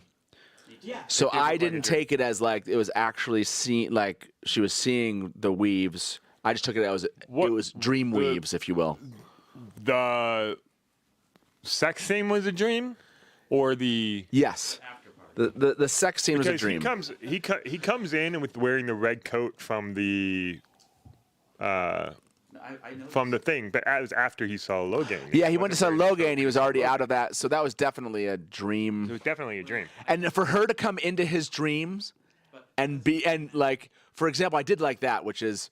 When she was in his dream, that was not Celine, right? And that was when I believed. I thought that was when she said, like, "If you leave me again, I will kill you," or something like that. That was like. And then she said, "You saw Lanfear?" Yes. Yes. And I loved that moment. Like, and it was almost like you almost saw it like in her eyes. Like, there was like that was like some freaky stuff. That was pretty good. So yes, thank you. What were you messing with me? Hey, hold on. Can you give Anna? So what were you saying about the Lanfear thing? Oh, okay. She was saying. Never mind. No, go ahead. Dana Liu, yes, the sex scene in the red coat was a dream from Rand's POV. Yep. Okay. So it is 11 o'clock, I believe. Let me go take a quick look here. Has Rob started the after party here? There are some people waiting for the after party, but that hasn't started yet. So we're going to keep going as we will here, everyone. Other things that kind of showed up for you that you were surprised about this season, or we have 3 episodes. How are they doing? The first 3 episodes, I felt like season 1, episode 1, I was like, Episode 2, I was like, Episode 3, I was like, okay, we're in a good place. So to me, it's following a similar track in my mind. Episode 4 was almost kind of, for me, kind of came down a little bit. I know for a lot of people, then it was like a high for them. So, yeah, what were you going to say, Lauren? Well, just surprising. I loved that they still gave us that weird scene from The Great Hunt when Rand walks into the room, sees the family eating, and then the flies. Yeah. I loved the twist of that, and the fact that we got the flies. That was so exciting. He said he thought he saw it. I need to go back and watch it because I was looking down. Was it white? No, was it a woman? It was just a person. It was just, yeah. Why wouldn't they have done? I think we should believe it was white. Yeah. I'm just confused. Grace Like, why would you believe that not Uno put somebody in didn't die, white and in you the can window? Believe whatever you want. Yeah. I'm going to go back and try to verify that was a woman in white. That's all I'm going to say. Yes, Terry? I have to say that since I watched the whole thing, like from beginning to the, in the last week, it's only gotten better every episode. I've really, really liked it. So as a non-reader, You're saying from watching season one through all the way through, it's amazing, I think. So you think that this episod 1, 2, and 3 was even better than the things you had seen in the first season? It's built all the way for through. me every Okay. time. Was it helpful to have rewatched everything up to this point? Yeah, because I forget. Like, I don't even know what happened in episode 1 now. Like, Okay. I'm not keeping them very clear. Okay. So it was nice to start from the beginning and have some sort of an understanding of what happened. Okay. Awesome. Thank you. I would Yes, say Brian. episode 1 was as good as any episode in season 1, in my opinion. Like, just it raised the bar from the start, and then each episode after that was better. So we're on the same trajectory, but we're like we're starting a level higher. There was in something season 2. I loved about episode 2. And again, it could have been the introduction of Celine. I'm not against the subtle compulsion that's happening here. It could have been that, but I don't necessarily think that 3 was like crazy better than 2 in this season so far. I felt like 2 was really good, and 3 did maybe come up a little bit. So my rating for those 2 is very, very similar. And I thought they were both agree very with that. good. Like, I think 3, episodes 2 and 3 did different things for me, right? So like 3 for me was like really powerful emotional beats. You've got Nynaeve coming back from the dying in the test, coming back at the test. You've got Uno. You've got all that stuff that's happening. It was very powerful emotionally, and we were all freaking out. I saw everybody screaming, and and then episode 2 was. I think a lot more like almost like character development and moving the plot forward, and especially some of those really good scenes with Moiraine and Lan and horny Adelaide and all those other characters. Like those were all fantastic too. So they kind of just check different boxes for me. Yeah. By the way, we're gonna final thought here. I'm gonna come up, enable us to get a final thought. And then we're gonna kick you all over to the after party. That's gonna be a 9-hour stream that's already just started. Rob's gonna probably be breaking down each episode. I know he has a bunch of guests coming in, and we'll be back on sometime around 10 a.m. tomorrow, depending on how Rob might be going for 10 hours. You know what I'm saying? Because it might take us 10 a.m. Eastern. We'll be back on. But yeah, this stream will actually automatically kick you over to that after party if you stick around for the very end, or you can just click on the link here shortly. Poll question from Brother Buddha: who was hornier, Adelaide or Uno? That's an interesting poll question. Yes, go ahead. I think one of the things from episode 2 to 3 that they made a change was. They showed all the characters in episode 2 and episode 1. Yeah. And in 3, they're now they focus on like a lot of Nynaeve. Yeah. And they showed Egwene and Elaine, and they showed Rand and Celine, and a bit, Min and Matt. And I think spending more times with some characters in episodes, I think will serve them better than showing all of them. And I think that's why episode 4 will be interesting, because we'll go back to Moraine and Lan, and maybe Moraine's going to be with Rand, and people are going to start coming together. So it'll be interesting to see how that changes, because the first episode, I think the biggest thing was everyone was, separated. Yeah. And they had to go to each person and spend a little bit of time. And as the seasons progress, you've spent more time with them and in an episode. And it just feels better in terms of how the season is progressing. Yeah, no, I agree. Nameless, final thoughts from you. I know you got lots of videos to make. What were your final? You've had a whirlwind of a week. Yeah. Final thoughts. I said this a little bit in my non-spoiler review. I feel like it's such an upgrade. That episode, Anas hit the nail on the head with this. I think being able to focus, it's a very character-driven season. I think that's a major difference. This is a character-driven plot. We're seeing a lot more character moments, right? So we've had a big focus on Nynaeve. We've seen Egwene dealing with things. Nynaeve questioning, like there was that theme about questioning, why is she here? Yep. Right? And then driving home, her biggest fear is that she's not protecting people. Yep. Like Tam. The question that was actually, because remember, Nynaeve believes Rand is dead. Yep. So when Tam is like, how's Rand? Yeah, that was brutal. Thank you for protecting him. And like, We got Tam. yeah. That was cool. Matt with the fancy coat. Oh yeah. Yeah, fancy coat Matt, Natty Coffin, Tam Althor. Yeah. Did you see Matt's There's a lot of hold on. There's a lot of love. Yes. Finish. Yeah, go ahead. I would just say this: the piece. I feel very confident going forward because the writing, the production has been so good. And remember that this is not meant to be the climax of the season. Yeah. So these are the setup moments that are going to take us to the climax of the season. So that has me really excited that I hope I want them to stick the landing. Yep. I have that skepticism in me. Yep. But I have faith that they will. Yeah. No, I want to make just some final comments. When we say goodnight to everyone here, count out 20 seconds and click end stream, just so we don't end it. They don't get the last 20 seconds. And does that make sense? Yeah. So but anyways, yeah. My final comments is I think I agree. The setting, sitting down with the characters and actually having moments. That's happened throughout these first 3 episodes in ways that they just didn't give us in season 1, and they were really meaningful ones.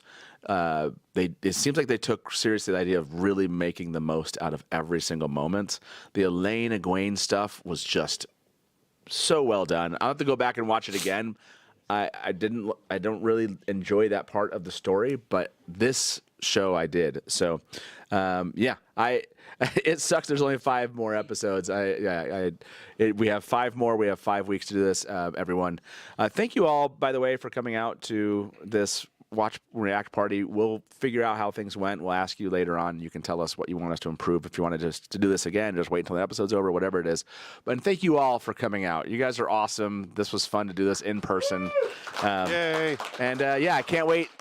Tomorrow we're back for a 12-hour stream after the after party. I put the link in. I will put the link again in chat here. And as we say around here, by the way, there's not going to be any. I guess you can smash to black, can't you? Yeah. That's cool. Yeah, that's cool. You guys want to do it with me? As we sit around here, by the way, as we sit around here, go to the after party. That's what you should do. Is go to the after party after we smash the black here. So, are you ready? As you sit around here, good night from the Dusty Wheel, and smash to black. Smash to black.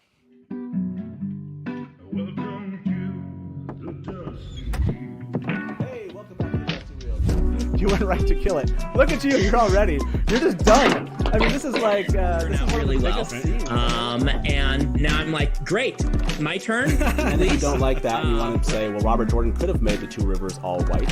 He could have, but he didn't.